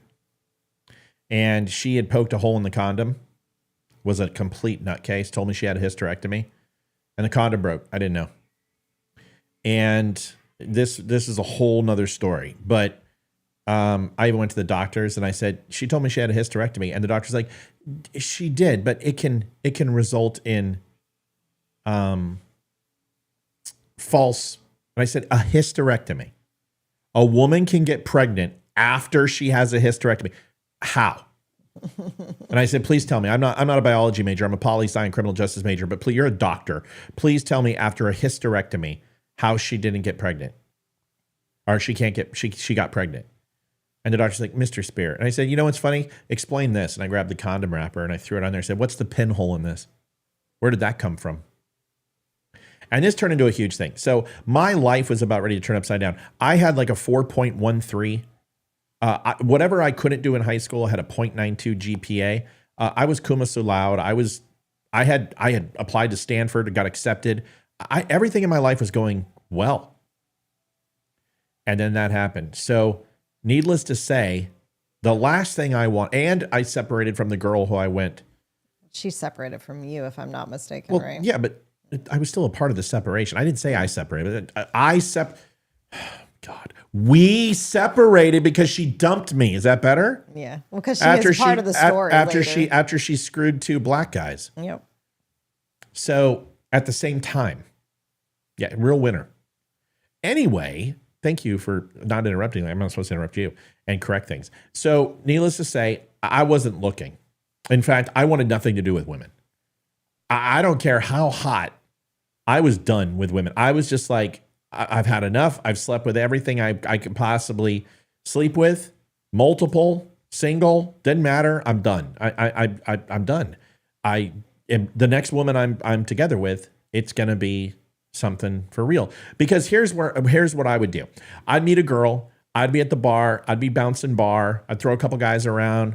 Me and Greg would throw a couple guys around, and then girls were like, ooh, and swoon. And then we go back to my place and have a few drinks, and then we have sex. And then the next morning, my friend Tracy, who was short hair, pierced, total punk rocker, great friend of mine, was my study buddy, would come in, and I would be in the shower, and she would walk in and go, all right, sweetie, time to get your clothes on and get the fuck out of here. Pardon my French. And she would boot him out the door. I was a pig, complete horrible human being. So when I heard that Chrissy was coming over with this girl, I was like, ugh. And Mike's like, it's the hot one or the one you want to. And I said, no, I'm good, dude. I'm fine. And then Darcy called and I was on the phone with her and her pictures were still up. The body wasn't even cold yet.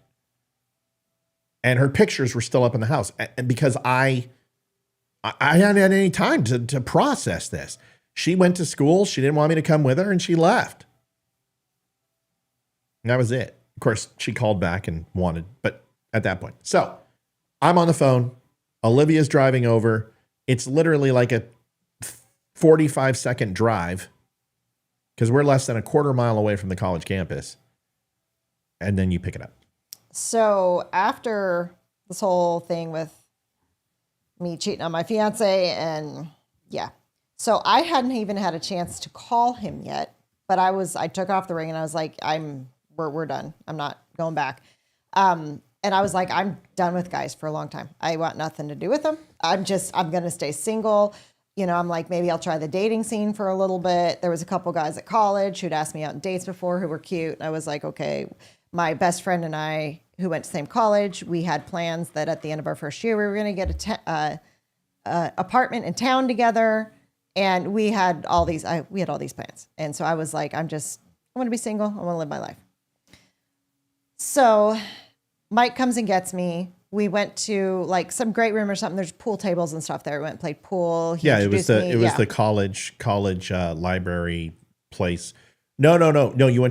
You went and played pool at the campus? I don't know. He took me somewhere, and there was a bunch of college people, and we played pool, and he introduced me to a lot of people. There was only 2 pool table places in the entire planet of Torrington. It was either in the Bronco or the Toadaway. Yeah, but you didn't go to either of those. You were probably at the college campus, probably, which is like the rec room. Yeah, it was like a rec room. Okay, yeah. go ahead. So after we played pool, he's like, "Hey, do you want to go over to my apartment?" And I'm like, "Okay, sure." So we go over there. And I already know you can tell exactly what I was wearing because you remember it perfectly. Yeah. So I wasn't thinking about what you were wearing. I was thinking about how I can take it off. Go ahead. So, okay, the apartment, when you walk in the doors here and you come onto a landing, and then you can either go down a half a set of steps or up a half a set of steps. So I walk in, walk to the right and close the door. And right as you look up, I go up. The phone, because it's the freaking 90s, is on the wall. It's on a wire. It's on a wire.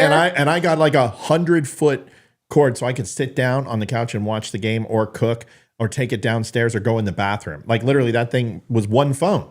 You had one phone in the whole house. Yeah. So he's on the phone at the top of the stairs, and I go to look up to take my first step, and I see him and I stop.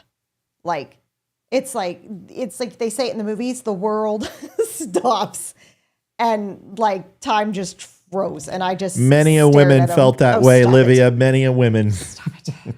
You got to tell your first reaction here too. No, I'm not. Keep going. We're not done. Yeah. So like I just stopped, and the first thought in my head was, "This is the most beautiful man I've ever seen in my entire life." Mm-hmm. The first thing that went through my head, and it was like I couldn't move and I couldn't breathe. And finally, I don't know what seemed hours. It was probably only seconds. I finally walked up the stairs and Mike introduced me to you and we met. So you take it from there. I was on the phone and I was arguing with Darcy to a point of yelling. So when they walked in, to be completely honest, are you going to send pictures, Liv? I texted them all to you. I texted. I don't have one of them. Crap ton. Oh, okay. Yeah, I texted a bunch. Oh my God, my fat pictures are in here. I sent a ton. No, it's okay. My fat pictures are. I'm not. Yeah, I don't look like that anymore. So thank God. But yeah, I was a fat ass. Where's the one with my frosted tips sitting in Arizona? No, in Wyoming. Sitting. That one is down. I know. I don't have it on the computer. It's on Facebook. Go check it out. It's on it's not on my Facebook. It's on my Facebook. Okay, let me look. Go check it out. Okay. All right. So I was on the phone and I saw her and it didn't even register. Like Mike walked in and I'm like, dude, I'm on the phone with Darcy. And then I saw her. And the first thing I thought of was, oh my God, she looks like Sandra Bullock. And I was just like, hey, Darcy, it's right. Fuck off. And I hung up the phone. I thought you were on the phone with the phone company or something is what you told me. No. Well, of course I lied to you. Yeah, of course. It's a great way to start any relationship. And completely was just, my breath was taken away. And I was like, everything I had thought about not sleeping with her completely changed. And that became my mission priority. I'm going to find it, Liv. Okay, I was like, this needs to be my next one night relationship. I am, that's it. And whatever I had that was stopping me from doing stupid things and doing it again was over. And I'm like, I don't care. So I absolutely thought and felt that she was beautiful, beyond reproach, and absolutely 100% looked just like Sandra Bullock. This is like within the first couple of weeks. If it's the one in the hospital, that one's going to be like day 4. It's not hospital. This is probably a couple of days into knowing each other, and an Avalanche game was on. Oh yeah. And she wore my jersey, and there I am looking like a Backstreet Boy. And she loved NSYNC and the Backstreet Boys. She's swimming in my jersey. I'm wearing an XL, and she's itty bitty. Yeah, I was just graduated high school. I was a cheerleader with like a $1.15. I was a tiny little thing. And that's the first thing I remember was she looked like Sandra Bullock. And I went through. Here's a better picture. Some serious physical changes, because that's when at some point my back started failing. There's the picture.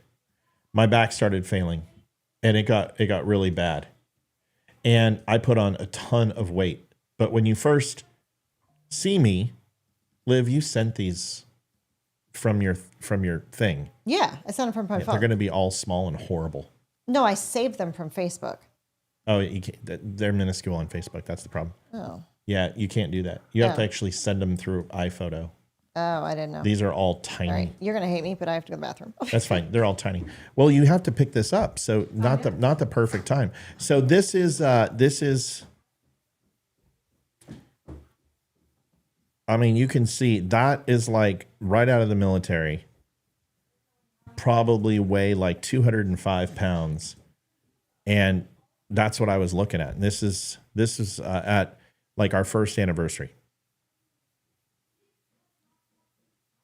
This is after my accident. So, we were young, and we had met and hit it off completely. And there's a ton of photos here. And then we can't go into my back surgery yet. We got to tell the rest of the story, but we've got other photos that we can show you, but you'll see my fat days. So Liv, at this point, I see you. And then what happens? Okay, I gotta make sure I got the right headphones. Yeah, this was after the accident. So I had broken my back, and the parachute accident was 1998. And then had to go through rehab and traction, and then finally tried to do my physical qualifications that I needed to do in order to do my job. And I couldn't do it. So I out-processed, and I became a contractor. And then I hated it. And I worked at the Pentagon for a brief period of time and other alphabet agencies. Did a little work with the NRO, ONI. And then I went and worked for a contracting group out of Colorado. And I did that for several years, up until like right before 9/11. Tim Walls, I knew 9/11 was going to happen, and I was scared, so I got out. Go ahead. So you got to remember when I met Matthew, I still hadn't broken up with my fiance. He had no idea. I didn't do that till that night. I called him on Monday evening and had a phone call, had a conversation with him. And broke his heart, which it happens. So I think did we come over to your house that night? Yeah. That was Monday night. Okay. Yeah, we were doing something completely crazy, which was having a party at my house. You guys got to understand, I was like the guy on campus. It was a town of 5,000 people. Okay. It's a college town. At any given time, there was 1,500 students. And I was the guy. All the basketball players, Joel and Ike and Byron, all of them, like we hung out and they came to my house. Whenever there was a fight in town, they always came to my house, and we had to go and find somebody who touched somebody's girlfriend or tipped the wrong cow or whatever it was. And I would let these guys into the bar. Tip the wrong cow. Yeah, I would let them, because I was the bouncer at the bar. And there was 2 bars, the Toadaway and the Bronco. And both were as tough as they sound. And so I was bouncer and bartender. And I would bounce the front door and the back door, if that tells you anything. So you've got different types of bouncers. You have bouncers that walk the inside. You've got bouncers that walk the back door. And you have bouncers that walk the front door. Now, front door is probably where you get the least amount of problems, but you have people who want to push in who aren't drinking but are just pushy and want to bribe you, and then they get all lippy. Back door are people who are too drunk to leave the front because that's where the cops are, and they are belligerent and they want to go. You bounce the back door, you better know how to handle yourself. And bouncing the floor, that's all about control. And that is a completely different conversation. You just need to ensure that people stay happy. That's easy. That's a psychology degree. So all those basketball players would be at my house at the end of the night, and we would party till 4 or 5 in the morning. And I'd get up for class at 6, and I would do it all over again. So I would work and bounce the bar. I would open up my tab. I'd bring home tequila rose, vodka, tequila, and beers, and go back. And the entire bar would come to my house. And there were times where we had 50, 65 people in my house. In our bedroom, in the bathrooms, drinking, on the patio, drinking, everywhere. Okay? So yes, you came to my house that night. We were having a party. Yep. Joel was there. Ike was there. Akeem was there. A couple of others. Okay. Yeah, okay. So remember the party. Jesse was there. Shell Raboyne was there. The Raboyne's twins, who were the math teacher's kids, there. The girl Alex, who I had slept with, who was eyeballing you the entire night. Oh, really? She was there. Okay. All right. So yeah, we went to the party, and Chrissy and I ended up staying after the party. And I will say it so you don't, but of course, Matthew is a hockey lover. I had Holy shit. never watched a hockey game in my life because I grew up watching football. Didn't know the teams to save my life. And you got to talk about everything that's all. I was going to. Oh, okay. His apartment is floor to ceiling. Every single inch of the wall is Avalanche stuff. Everywhere. Everything's jerseys, hockey sticks, game pucks, everything, signed autographs, pictures of me and one of the players who played Army Navy game together. It was everywhere. So me being a timid 18-year-old who thinks this guy's really hot, who's had a couple drinks, is, a little shy, decide to ask him who his favorite hockey team is to make conversation. And I'm like, oh yeah, this is gonna be an interesting one. Yep. So yeah, he has 25 and a half years later, he still won't let me live that one down. I do it all the time. Constantly bugs me about that one. Even though I know more about hockey than most men. Now you at do. This point. Now I do. You didn't then. Okay. So we ended up staying, and we stayed the night.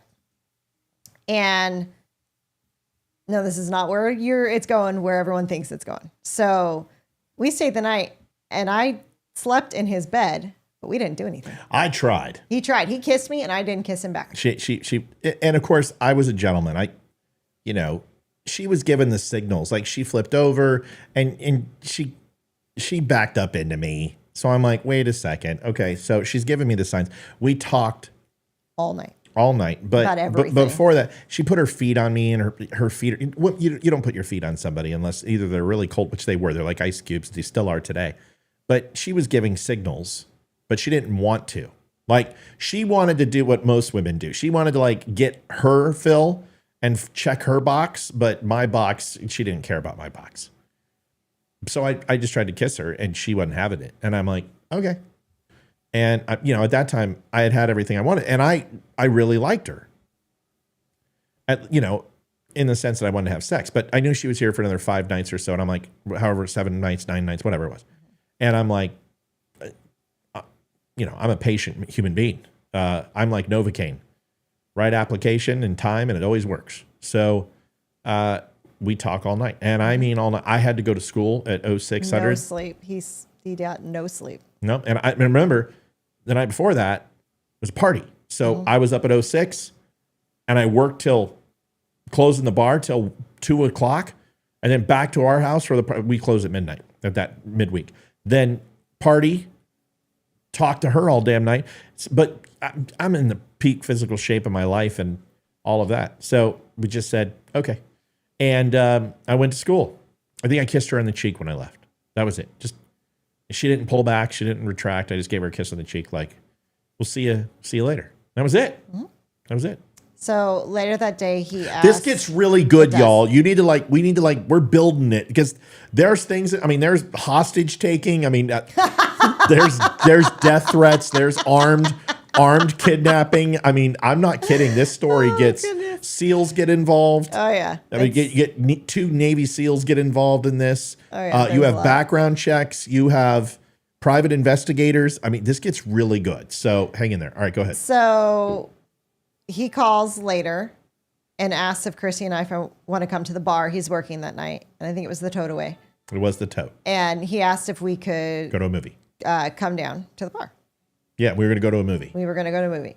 And so we met at the bar. He got permission to give me drinks. Do you remember what we saw? No, because I don't remember going to a movie that night. We did. Because Chrissy got sick and went home. And I remember I helped you close down the bar. And then you took me back to the dorm room. And they almost didn't let me come in. That was another night. No, the movie was after, and the fight at the bar where I got into it with those 5 guys who slapped the waitress's ass. That happened like 2 nights after we went with Chrissy. But go ahead and tell that story. So Tuesday night, we go to the bar. A couple hours in, Chrissy's like, I really don't feel good. I really need to go to sleep. And of course, I'm pissed. I'm like, I don't want to leave. Right. And so Matt jumps in and goes, I'll take her home. I was like, okay, see you, Chrissy. So good. So good. So I stayed there and hung out with him the whole night while he worked. And the Tote Away was the white trash bar. Yeah. That bar had like tiles. It had fluorescent lights. It was all white with gray. The dartboard was broken. It had like tan tile. The bar was like PVC. It was a shithole. Yeah. But it's good money. And so I worked there and the Bronco. Bronco was like the high-end bar. Like Faith Hill came out there. Kenny Chesney played there. This is a big bar. It's a good bar. And who else came out? Rascal Flatts came. No, not Rascal Flatts. The other one. Warhawk or Fire Chief or whatever. Come on. Blackhawk came out. So they had a bunch of people out there who played. But anyway, okay. So I managed to get into the dorms at like 2:30 or whatever it was.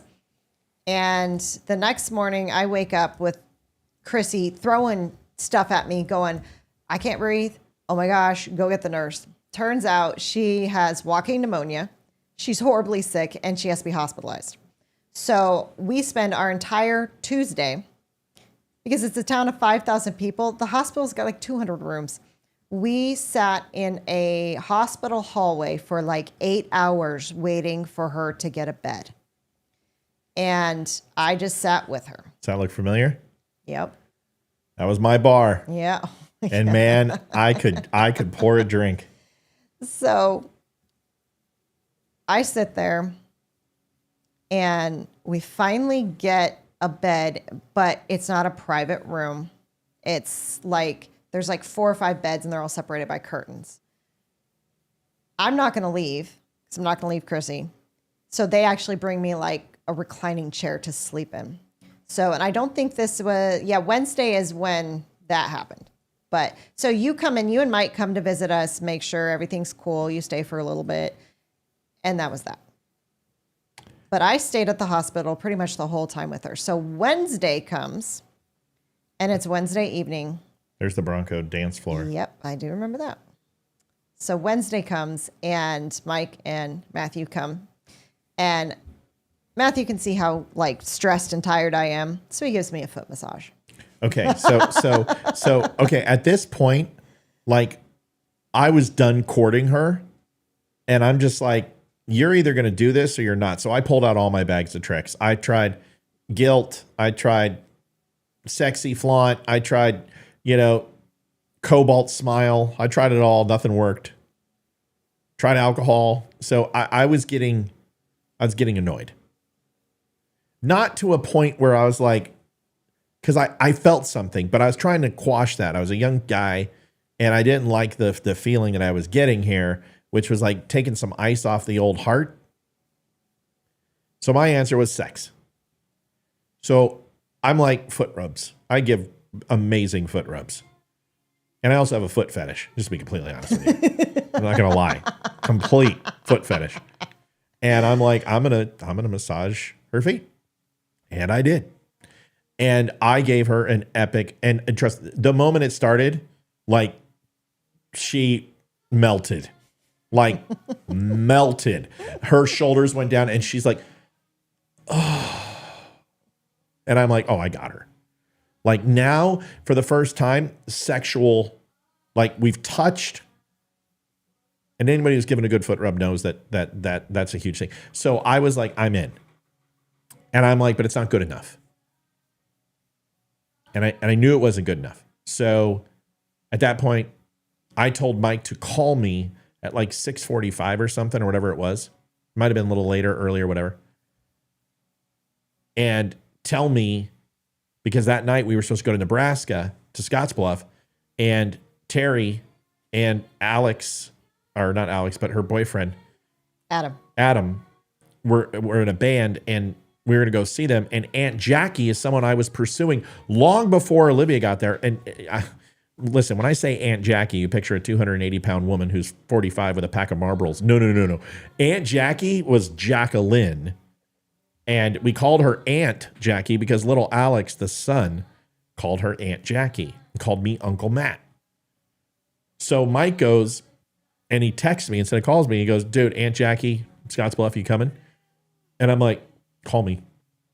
And I had a little flip phone, Nextel or some crap, whatever it was, and Nokia. And I pick up, and I'm like, yeah. And he's like, blah, blah, blah, blah. And I couldn't hear him. And I'm like, there's no reception here in the hospital, because that's the days where you couldn't take a cell phone inside. So I go into the hallway, to the window, and I could tell Olivia's, when I walked away, where are you going? I'm like, I'm going to take this phone call. I'll be right back. Don't worry about that. You just sit your pretty little head there. I'll be back. So I go, and then I come back, and she goes, who was that? I'm like, oh, that was Mike. She's like, okay.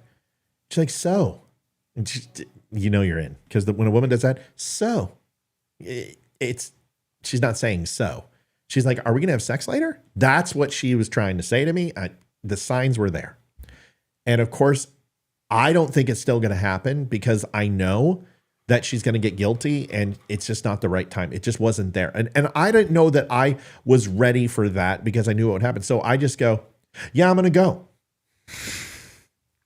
And I figured if the foot rub wasn't 100%, jealousy would certainly work. And she's like, she's like, where are you going? And I said, oh, I'm going with Mike and Tracy. Mike has, they're trying to hook me up with someone, you know, her name's Jackie, Aunt Jackie. And I'm not, you know, I'm just going to have a few beers, but I'm going to go, and I'll see you later. And she's like, what? Wait, what? Wait. And you could tell there was a desperation to like not let me go, but I was going. I walked you to the door. Yeah. I gave you a hug. Gave me a hug. And then I moped back to the room and slept. I gave you a kiss. Chair. I gave you a kiss on the cheek again. So every time I left, I gave you a kiss on the cheek. And it was just like, and then so somewhere in there, I had said to Olivia, don't worry. I'm just going up there to have a few beers. Everything's good. You know, no problem. And she had chin in her chest, went back into the hospital. So I went there that night. I had a few beers, and I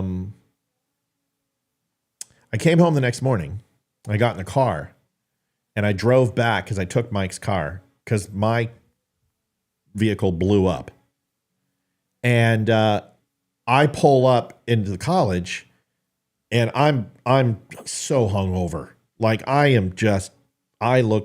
I get hungover, I've had way too much. I sober up within 2 hours. Still do. My ability to metabolize alcohol is ridiculous. And I was still probably drunk. And Mike goes, oh my God, are you okay? I'm like, oh, he's like, did you go home with Aunt Jackie last night? And I'm like, what does Olivia know? It's the first thing I said. And he goes, nothing, dude, but she was really bummed out when you left. I said, how'd you know? He goes, Chrissy told me. I'm like, where's Chrissy? He's like, I don't know. She's probably, I think she's sick, still at the hospital, but I went and saw her. I said, does Olivia know? She goes, no, what? And he goes, oh, you didn't. And I said, yeah, I did. And he's like, oh, I won't tell her. And I said, yeah, I know you won't because I'll kill you. And we had to come up with a story. So I went back to my house. I took a shower. And I think I passed out, and I did not go to class that day. And I think it was like the first class I've ever missed. And that was it. Okay, go ahead. So I think you came Thursday night to visit as well. And that's when Jason came into town. Okay. And then, so that was Thursday. And then Friday. No, you're missing Thursday. This is where you blanked out. Yeah, because you and I had seen each other after I got back from Jackie's that night, and I didn't go to the hospital, but like you came out and got something to eat or whatever. Yeah, okay. And I saw you, and you asked me, he's like, Matt, did you have a good time last night? Mike did or something like that. And you're like, did you sleep with her? And I'm like, no. Straight up to your face, lied. Because when I saw Olivia, my heart just like, I thought about her not talking to me again. And I'm like, oh, there's something's weird. And I said, what are you doing tonight? And you're like, I'm going to go back to the hospital. I said, no, you're not. I got to work at the tote. And then I want you to meet me there. And then we're going to go out and have dinner and a movie. And we're going to go have dinner at the Bronco restaurant that was attached to it. This is where we had the wooden bowls and the salad. Are you remembering this? And then we went into the movie theater and had the gazebo wooden wicker, and it was light blue in the theater, horribly gaudy. I think we watched Speed. I don't remember what movie it was, but it was, I don't remember. I don't know. But anyway, so I was in the tote again, and she was supposed to be there, and the tote was closing down early. And because sometimes what happens, the restaurant side closes at 9 o'clock, and then bartenders are relieved. And then, so it must have been 8 o'clock, but it was already kind of a wild night. It was a Thursday night. Thursdays were always wild because of football. Broncos were playing that night, so it was crazy. And 5 guys are in there, and they're college kids, whatever. They may go to the college, or maybe they're just traveling from Scottsbluff, whatever. Just young punks. And one of the girl, Angela, who I had slept with, but was just a friend now, or Tracy, yes, other Tracy. She walked by, and they grabbed and slapped her ass. And then she just, guys, knock it up. And then she walked to me, and she was like, don't. And I said, I'm telling you, if it keeps up. So they wore black skirts and white long sleeve shirts at the Bronco. She had literally come over from the tote because she was going to be working at the Bronco later. This is a small town. And one of the guys, as she walks by, reaches up between her legs from behind and grabs her, Donald Trump style joke. And I hop over the bar, and Tracy's like, oh, fuck, is what she says. And I grab a mug, and before this guy could even do it, I smash it over his head. And his butt came at me and poked me with a pool stick. And I took it, and I broke it over his face. And then took the long end, and the other 3 guys, 2 of them wanted to get froggy. The other guy didn't want to get froggy. And one of them stepped in, and I think I racked him. And the other guy I elbowed in the nose and shattered his nose. And his buddy was right there. And I'm like, he didn't want any. And I was so pissed. And I just lost my shit. I think I had, one of them hit me upside the head. I had probably a welt, big, a little bit of a red mark on my face. And I had some blood on my shirt. Cops came. Ambulance came. They asked me what happened. Tracy was solid. She's like, they grabbed me on my vagina. They sexually assaulted me. Matt asked them to leave, and then they hit Matt in the face. So Matt defended himself. I'm like, good girl. Criminal justice major. That a girl? And all the cops, I taught half the police force had to shoot anyway. They were all my friends, so it didn't matter. I was within my right to defend her. So, but the first thing I said to Tracy and Scott was, "Can you see bruises on me? Am I cut?" Because if Olivia finds out I'm fighting, and she's not gonna like that, she's gonna leave, and she's gonna think that I'm mean, and I don't want Olivia to. So, no joke, man. As they're getting these guys in the ambulance, I think his name was Kevin. I don't remember, one of the deputies. I'm like, dude, is there any way that you can move this to the front? Because Olivia's going to be coming from the back. He's like, Olivia? He's like, who's Olivia? I said, she's a girl that I'm interested in. We're going on a date tonight. She's like, Matt, you just put fucking 2 guys in a hospital and the other 2 are getting checked out. And I said, well, they,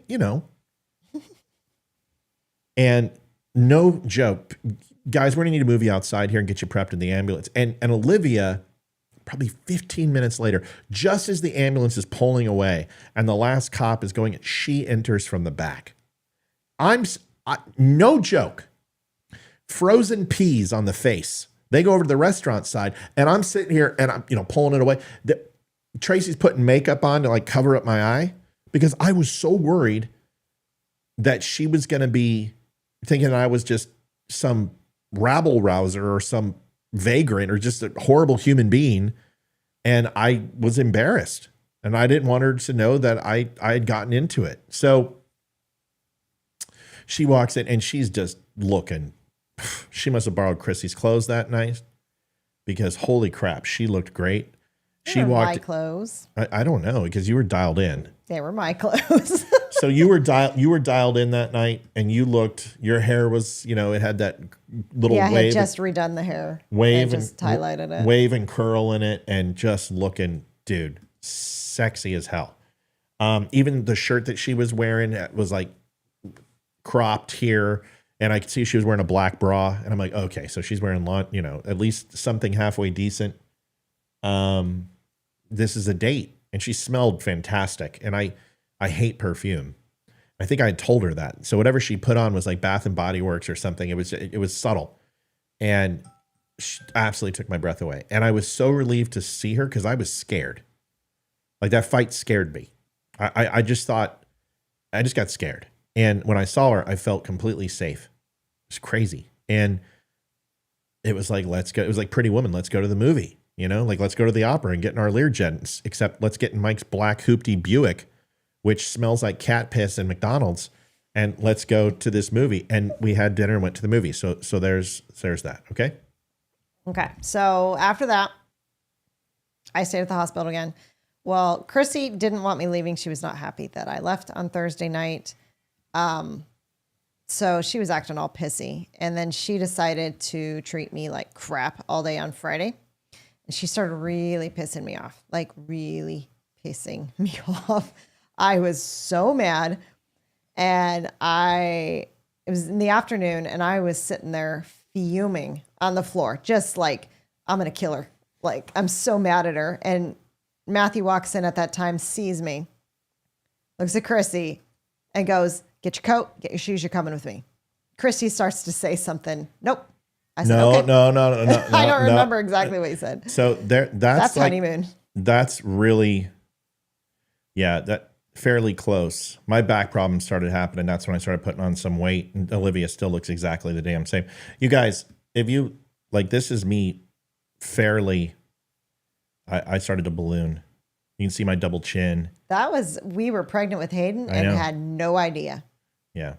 And, actually, that was the day she was conceived. But yeah, the morning of. I mean, I'll show you pictures of Olivia. She was stunning, still is, and unbelievable. This is when we went down to the hotel. My dad worked at the Embassy Suites Hotel, and you could see. I mean, she was just, dude. She crushed rooms when she walked in, and I look like a military kid. I'm fit and thin, dialed in, and it was awesome. So. What had happened is Chrissy, a couple nights before that, had stepped on my cat Puck. And there's nothing I loved more than my cat Puck. I Loved Puck. And she stepped on him, and she didn't, like, with cowgirl boots, of all things, and didn't apologize. So when I walked in that hospital room, I'm like, get your shit, let's go. It's exactly what I said to Olivia. Get your shit, let's go. You're coming with me. And Chrissy goes, what is going on? And I said, Chrissy, shut the fuck up. Olivia, come with me, let's go. So I grabbed her. I know Olivia's still beautiful. Are you kidding me? Olivia looks exactly the same. Dude, this was honeymoon. She hasn't aged a day. This is honeymoon. No, that was... Whatever, it doesn't matter. I don't know when that It doesn't matter. Nobody cares. I told you not to do that. Don't do that. Please don't do that. Please don't do that. Who cares? Nobody knows. It looks like our honeymoon. So that's our honeymoon. It doesn't matter because it just ruins it. It's like, it ruins it. It's no fun that way. You got to let me just say my stuff. I've let you say everything the way you wanted, except for one thing, which is what I said to Chrissy. All right. So then what happened? So you were having a party that night. And... Was I having a party that night? Mm-hmm.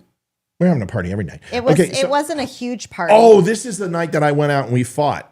It wasn't a huge party. Is this the night I went out and we all fought and Ike came out? When was the night with Ike and Joel where they came and got... I would already moved in with you at that point. Okay, go ahead. So you had... It was a small party. I remember basketball team was there and we were playing card games or something. And I'd had a few we were drinks. playing 3-5-7. Yeah. I'd had a few drinks. Yep. And as the night went on, I started getting closer to you and touching you. And I think at one point you were sitting at the table and I was not. And I wrapped my arms around your neck and leaned on your back. Yeah. That was the night I went and fought. No, was it? Yes. Okay. Yeah, I know that because that's the night you laid into tequila. That's probably why I don't remember the fight. So that's when Hayden's born. And those are the fat days. Like, I'll show you the fat days. The pictures are, I mean, it's bad. I mean, I don't even know if I have. I did put a few in there, but I didn't text them to you. Oh, I don't care. That's fat day picture. Our 10th wedding anniversary should be in there too. What are you trying to say? Well, that was one of your fat day pictures. That's what you're saying. Which? We were at Melting Pot. I was wearing that silver and black. It doesn't matter. Here, this one. This is one of my worst. I think that was the wedding. Yeah, I put on. Maybe. I put on so much weight because they had me on steroids. I was getting steroid injections and I was puffing up. And of course, Olivia's timeless and I'm puffing up like a balloon. I mean, look at that. She looks exactly the same. It's ridiculous. She hasn't aged a day. But anyway, so what had happened is Olivia was doing tequila 1800 and she was chasing it with Tequila Rose. And she was, I swear to God, she was diving into a fifth and she must have done a quarter of the bottle. And she must have taken like 6 or 7. She was not affected by tequila at all. And I was, no, Olivia's not short. I'm tall. Yeah, I'm 5'4". He's a foot taller. I'm 6'4". I'm 6'4". Back then I was closer to 6'5" because I hadn't had my back surgery yet. Yeah, I'm a big kid. Like here. Nobody sitting at this desk, you can't see what I am. You can't tell because it's hard to tell sitting at a desk, but I'm a big boy. Let's see.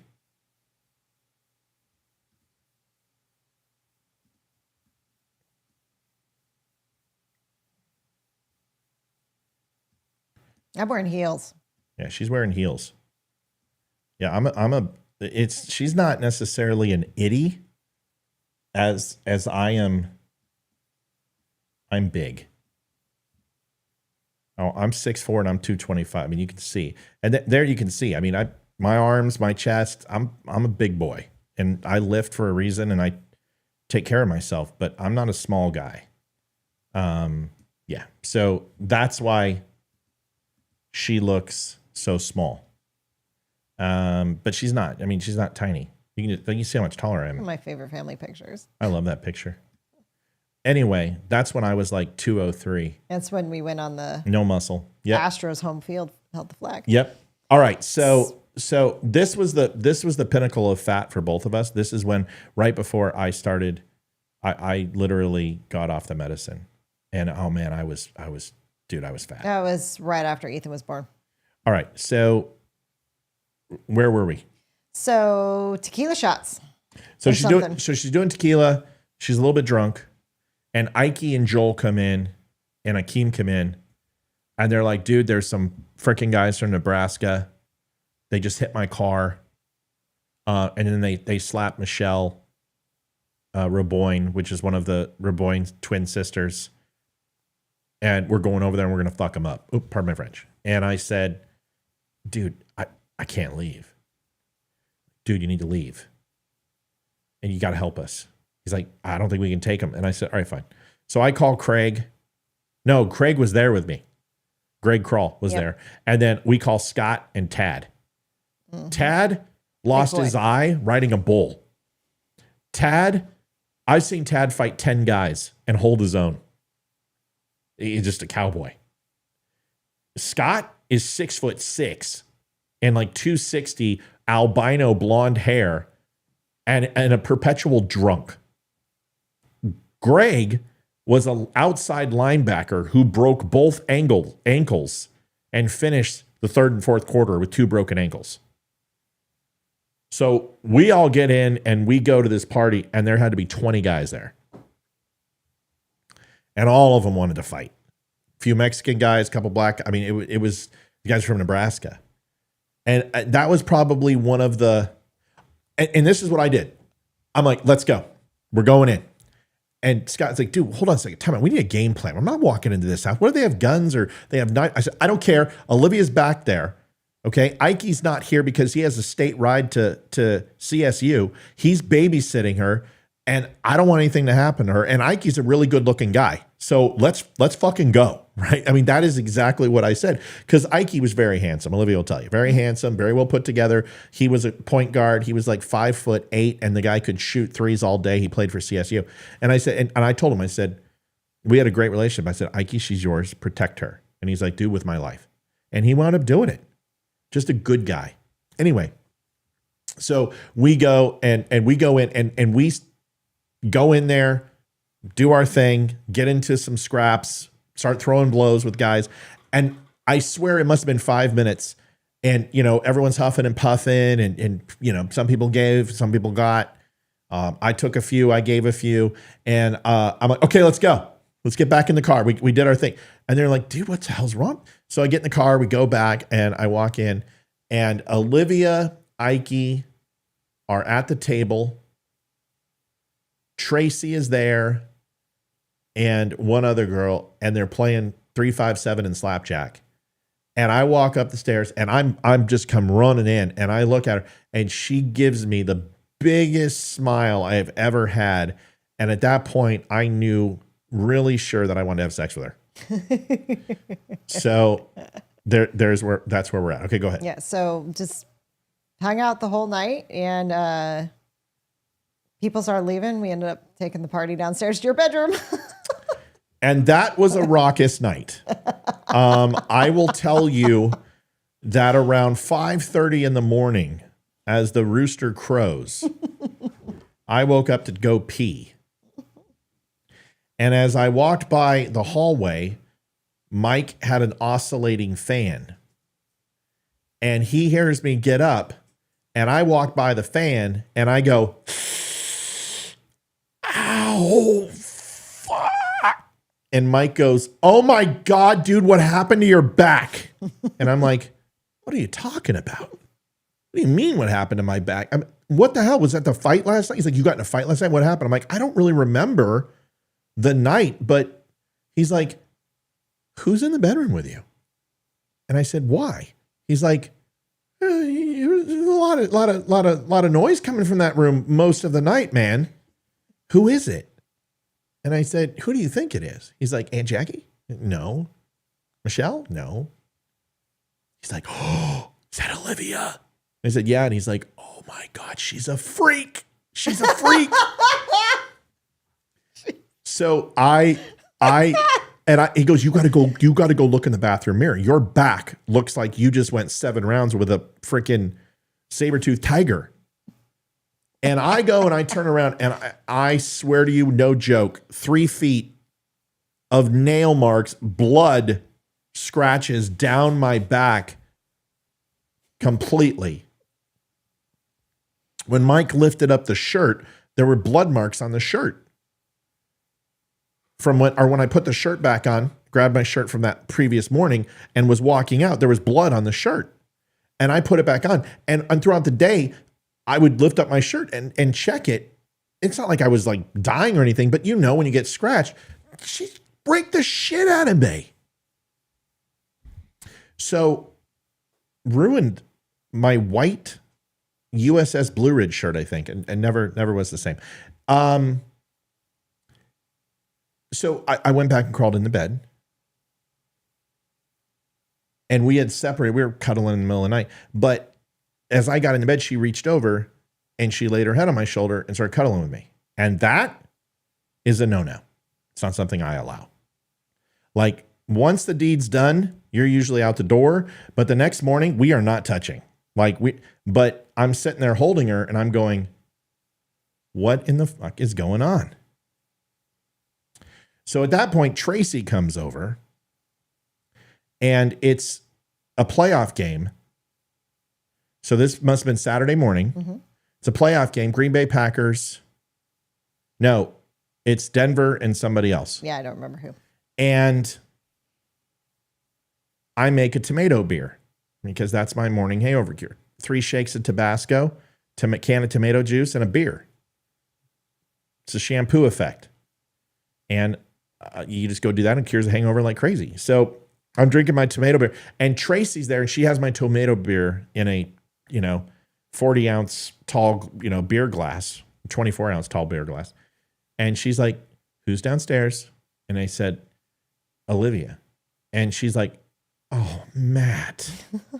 She's like, I don't want to kick her. She's nice. She's not one of those whores. She's like, I can't. And I said, I don't want you to. She's like, what?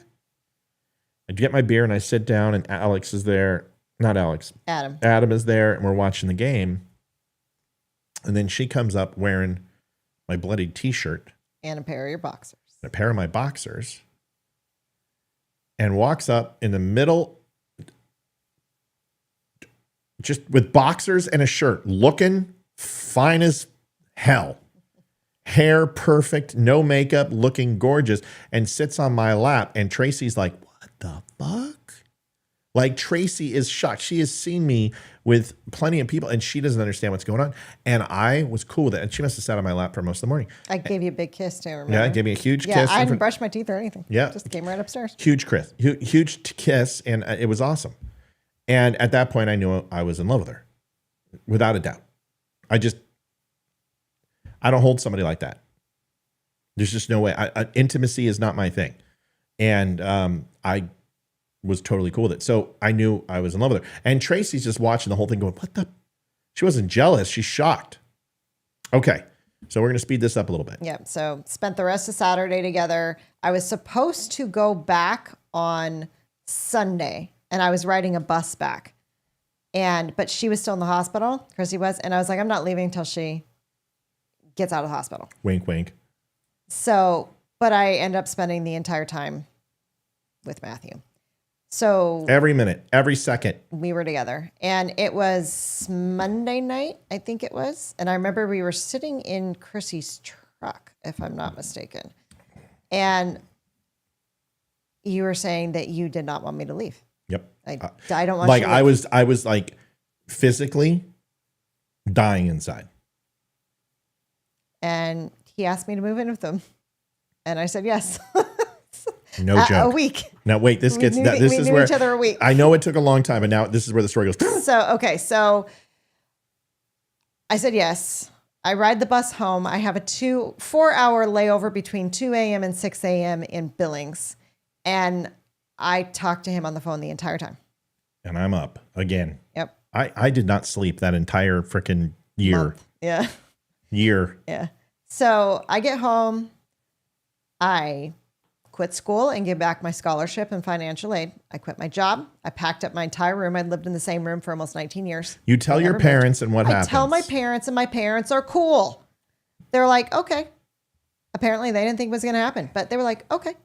They watched me quit my job. They watched me quit school. They watched me pack my room. Everything's fine. I talked to her mother and father and present myself, and they're very cordial to me. Matthew, it's nice to meet you. Told them I was in the military. I'm very much in love with your daughter, and I wanted to let you know. And if you have any questions, no, Matthew, we really appreciate you calling. It's very mature of you, and obviously we raised Olivia right, and everything was good. It was great. Mm-hmm. Talked to her dad, talked to her mom, even said hi to somebody else. I don't know. Probably Leah. Yeah, I think it was Leah or Chris. One of them. One of them. And everything was solid. And it was good. And I talked to her on the phone every night, 3 or 4 hours a night on the phone. Phone bill was absolutely just $400 or $500 Yep. for long distance. And we would not hang up with each other. So we couldn't hang up. You hang up. No, you hang up. No, you hang up. No, you hang up. Yep. And we wouldn't hang up. And the entire night, as 10 cents are ticking per minute, we'd stay on the phone together. Yep. And then that was it. And some nights she had to hang up because her mom needed to use the phone, or yeah, because we had a landline. That was it.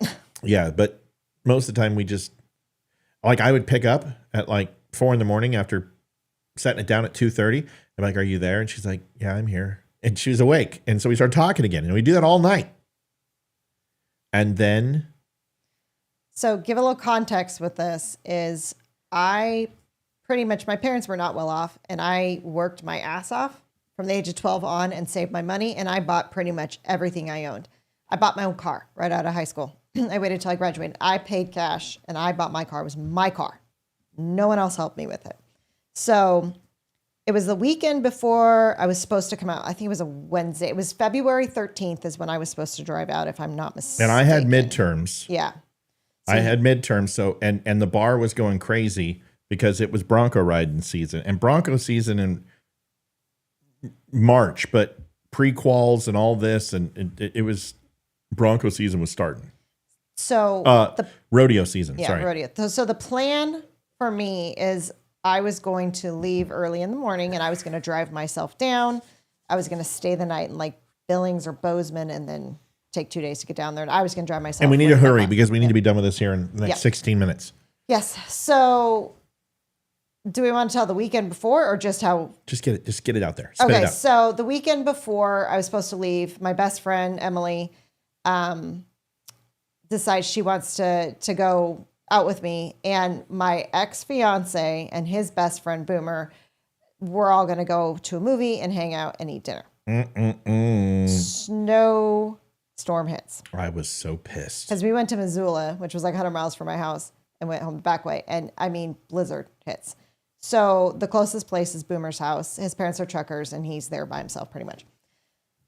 So on the way to the house, I'm like, I can't drive anymore. So Jim's like, I'll drive. So when we get out and switch seats, he stops me in the front of the car and he goes, how much money can I pay you to stay? I don't want you to leave. How much? And I'm like, dude, you're not going to, I don't want any money. I'm not, and of course, I want nothing to do with this. I'm sitting there cleaning my guns. And I'm just like, she's going to hook back up with this guy and he's going to convince her to stay. I talked to you that night though. I know that. I'm just telling you what I was thinking. Okay. So he fell asleep on the couch very early. I went upstairs with Emily and Boomer and we just ended up talking pretty much the whole night. Nothing happened. But I'm on the phone with her and I'm like, freaking out. Don't, please don't do this. Don't. I had no intentions. I had no thoughts. I had no trust because I couldn't because of everything I'd been through, but she did it. Nope. And go ahead. So that was over. So Tuesday night hits and I am finishing up the rest of my stuff. I'm going to leave early in the morning, blah, blah, blah. All of a sudden, this is where it gets good. My mom and dad come into my room and they're like, we need to talk. I'm like, okay. And they proceed to tell me that I can't go. And I'm like, you have been backing me and supporting me for the last 3.5 weeks. You watched me quit my job. You watched me quit college. You watched me pack up my room and you helped me. And now you're telling me I can't go. It was a screaming match of epic proportions for 8 hours.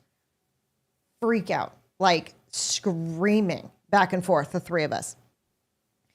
After maybe 7 hours of this, I'm like, just leave me alone. I need to be left alone. I need to think. And they had somewhat convinced me because they had told me, don't move in with him now.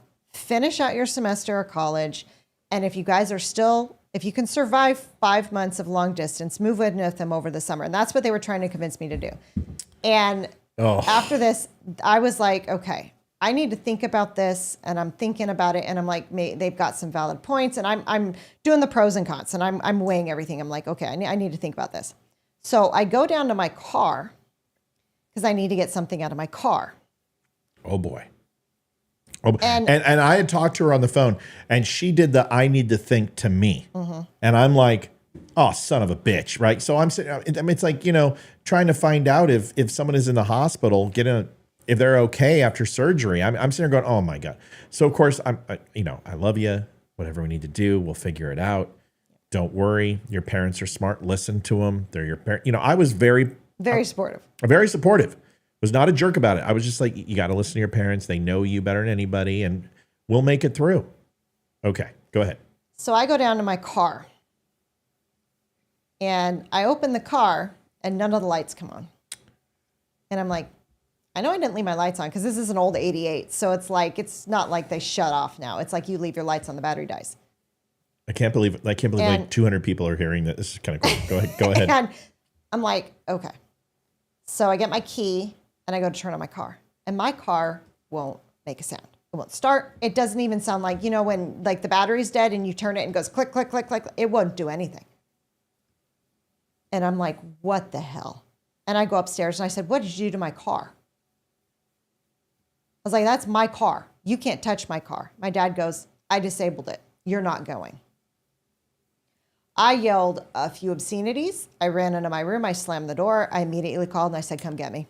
Oh, boy. I was pissed. I said, come get me. And I said, what is going on? He's like, my dad disabled my car. And I said, Liv, you need to slow down. I want you here, but maybe now is not the... Matthew, come get me. Okay, fuck it. I guess I'm going to come get you. So I had midterms. I didn't have a car. The vehicle that I did have was a Bronco from 1972, and it threw a rod a couple months before I knew Olivia. When I was going to a Bon Jovi Leopard concert of all concerts. Oh, I was so pissed. And I didn't have a car. I would ride my bike or walk or run to the Bronco. And it's good exercise. So I had to start thinking. So I called Tracy. I'm like, Tracy. And she had a Ford white wagon. Yeah. I remember that Ford thing. wagon. And, they were really popular. They're really nice. And I don't know. She couldn't give it to me. Mike's car wouldn't make it. I mean, it was literally like a 68 Buick. I mean, It was just a piece of shiznit. And then at that point, I call a friend and Mike's like, I know somebody. And she goes, he can ride it. And he's going to Montana, but there's no window in the left door. And it's a fairly new car. And it's broken. And I'm like, dude, it's -9 in Montana. on Montana right now. It's -9. So I went to my computer and I fired up, AOL and 56 kilobytes. And 5 minutes later, it's finally connected to the internet. And I do a weather search. It's -9. Yeah. And that was supposed to be one of the warmest days in the coming weeks. And I said, dude, there's no way that I'll survive. Mike, I could put plastic on this window and duct tape. It doesn't matter. That car cannot insulate -9. There's just no way. I'll freeze to death. And I could dress in parkas and everything else. You'll get exposure. So we get an Afghan blanket quilt and we wrap the door and duct tape the damn thing. And I had to go out the other side. And that's what we did. And we made this makeshift covering. But before that, all of that, I called a couple friends. And I had a couple friends that were in Cheyenne, Wyoming at the Air Force Base. And they were doing some TDY work, and they were assigned to SEAL Team 3. Good friends of mine. And they were going to go get her. And the reason why is because Olivia told me her dad was a Hell's Angel and an ex-cop. And if we go up there, he'll probably kill me. And I wanted to go, but I had midterms. And I just couldn't. She wouldn't let me go. And then, my buddies wouldn't let me go. So they were going to go up and get her. Of course, as always, Saddam Hussein likes to fire fucking Scud missiles during the holiday, Q4 and Q1. And they got deployed and called back. So I don't have anybody. So I get Mike. And I say, Mike, you need to go up there and get Olivia for me. And he's like, huh? And I said, I told him the story. He's like, dude, I'm so in. Let's go. And we get that car and we wrap it and everything else. Before, I had attempted to reach out and talk to her father. Mother to no avail. Talked to mom. She answered, hi, Miss Rice. This is Matthew Spear. Matthew, we have nothing to say to you. Goodbye. The relationship's over. Hung up on me. Tried to call her dad. And her dad said, listen, fucking asshole. You leave my daughter alone. Get out of our family. Blah, blah, blah, blah, blah. If I even see you and see the whites of your eyes, I'll fucking shoot you. Whatever. So I tell Mike, I said, Mike, you need to go armed. So Mike has a old 44 wheel gun that he has. And I'm like, no. So I give him a couple of mine and I say, go get her. Now we have to set this up because there's a window of opportunity here. This is a very, very important op. First of all, Mike drives 18 hours one way. With Ben, if I'm not mistaken. With Ben. And Ben, they his take, friend. they take some turns. 18 hours they drive. Don't ask for any gas money, nothing. They just take care of it themselves. Drive there. And between the hours of like 2:45 and 3:15 is shift change. Mom leaves for work. Dad comes home. And It's got like 30 or 45 minutes. Yeah, of a window of opportunity. So they have tools. Mom leaves. Dad's on his way home. They pull in 18 hours later and they wait by the side of the road and they have a call and hang up strategy type thing. If it's clear and we dude, I'm like full ops mode, dude. I'm like these parents have no idea what that we're running the strike mission here. And I've got everything's ironed out. I'm telling Olivia exactly what to do, what Mike to do. And I'm saying, do not stray from the course. This is what you need to do. They go in and I said, you have 10 minutes to pack her, get her bags. You have 10 minutes to try to fix the car. You need to be out of there within 5 minutes because if you don't, you're going to see her father cross the road. And when you drive by each other, you never know what could happen. Then you're in a chase. Then she's at a risk.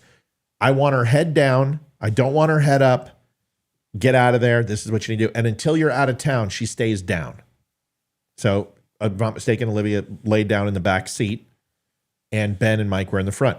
Yeah, they couldn't fix my car. Well, that's the thing. They tried to fix the car. What he did is he pulled the fuse box and all the fuses were out of the car. There was no way to get it fixed. Yeah. So we packed as much as my stuff as we could in the car.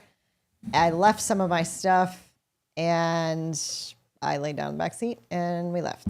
And I tried. I was like, hey, let me drive. And they're like, nope, we have strict instructions. You are I not said to drive. I said Olivia's not to drive anything.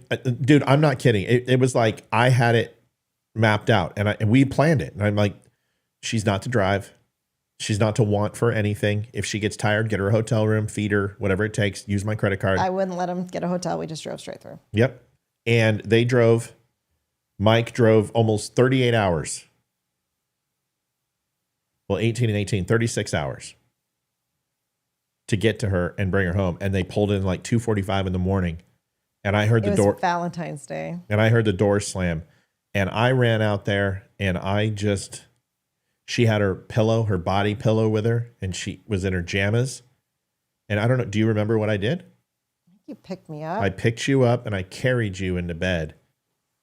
We made sweet love to your woman, lay you down by the fire, caress your heavenly body till you moan and perspire. So it was beautiful, and it was amazing, and we were together for quite a bit before our first argument and fight, and then we got to realize who each other were, and we went through some things. Dad called me, threatened my life. Yep.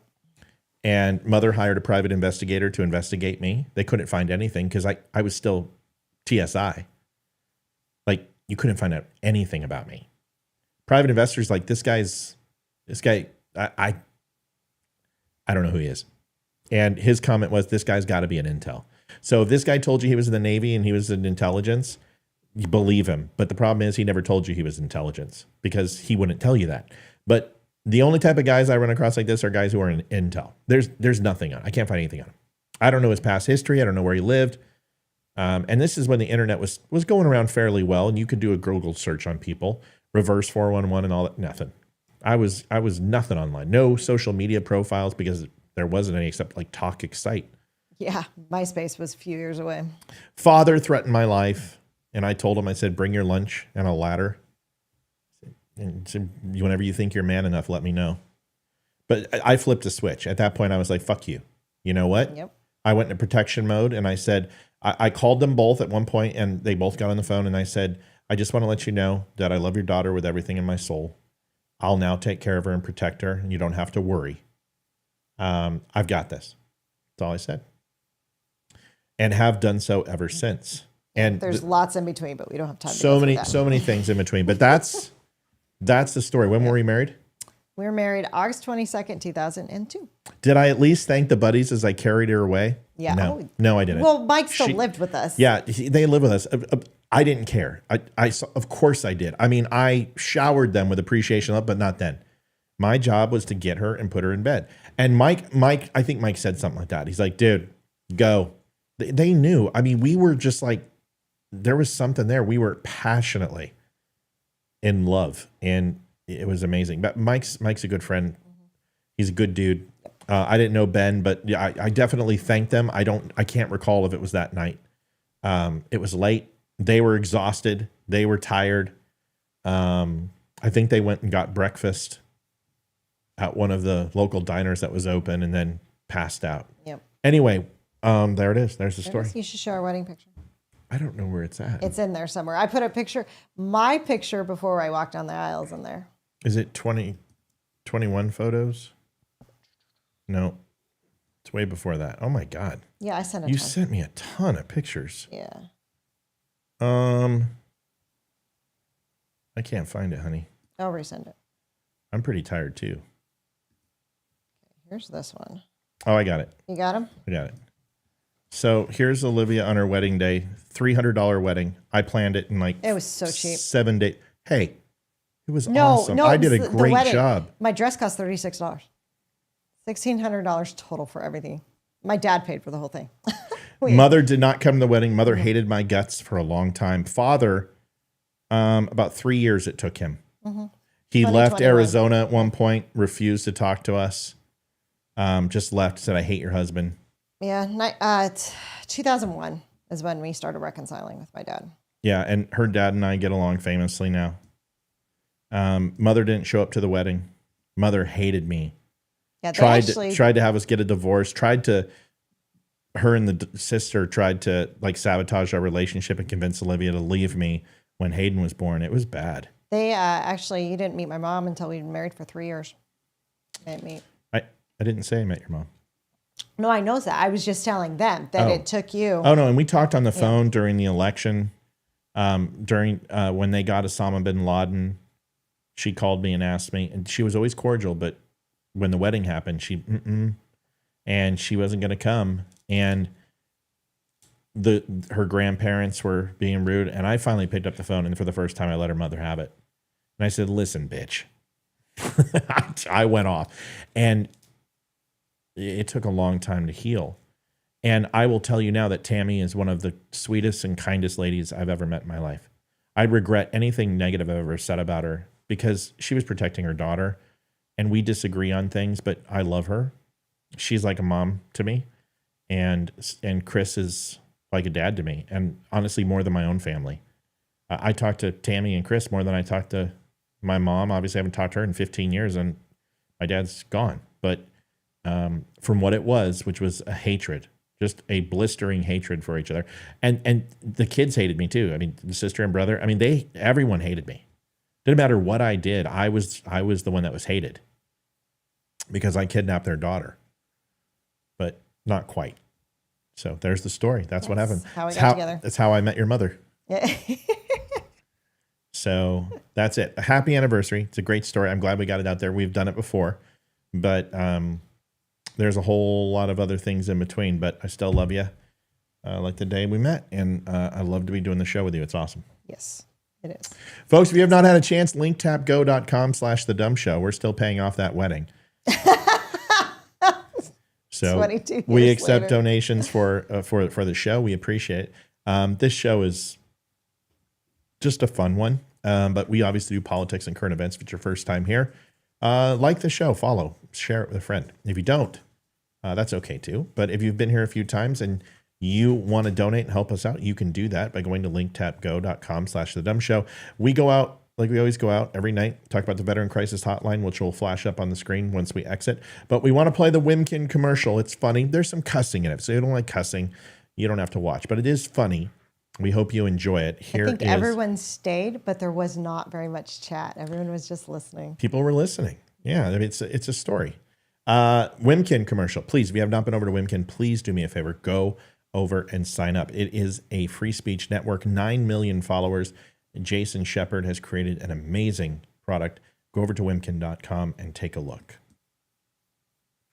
Night, y'all. Good night, everybody. Are you tired of being constantly banned off of every social media platform for saying facts only to be proven right 6 months later after you already had to create a new account? Tired of Fuckerberg robot AI-looking bitch constantly putting you in Facebook jail? Or maybe a geriatric old bastard who shits his pants in front of the Pope became the resident-in-chief because his crack addict, traitorous son had complete media silence about traitorous actions and backdoor deals with the big guy. And those bastards ban you for sharing the story. If you said yes to 2 of the 3 above, you don't need to circle back like a failed White House spokesperson who has 2 alcoholic drinks for a name. Up in Wimkin, we think it's fair not to sell your data to China, even though their president is super inclusive and named Xi. We kind of have a problem with the whole harvesting organs, slave labor, and communism. We also don't compromise you or get your kids to do stupid and dangerous trends. So you don't have to find out secondhand your kid Johnny is an idiot. Look no further than Wimkin. Made and housed in the USA, Wimkin offers all the features of Facebook and more, with complete data privacy and safe for your whole family. Download us on your app store today and join the community of users who value privacy and safety. Wimkin. A lot of people think that Olivia doesn't talk. Olivia talks a lot. She has to be interested in the topic. So it gets a little tiresome sometimes for politics for her, and just she doesn't have an opinion. But you get her talking about hockey, our relationship, the kids, and she never shuts up. And that's a good thing. So you guys get to see a side of her. She's there's nothing better than watching her when she tells that story, because she beams and prettier than a 10-cent whore. All right, everybody. Good night. Thanks for watching the Don't Unfriend Me Show. I'll see. I'm getting some tonight. Good night, everybody. God bless. We will see you next time. See you tomorrow night. Adjusting transmitter output. This is the Don't Unfriend Me Show with your hosts, Matt, Leroy, Amy, and Olivia. Geopolitics, military analysis, and election coverage. Coming to you live on all major social media channels at The Dumb Show. Honest, direct, unfiltered. We can agree We can disagree. Just don't unfriend me.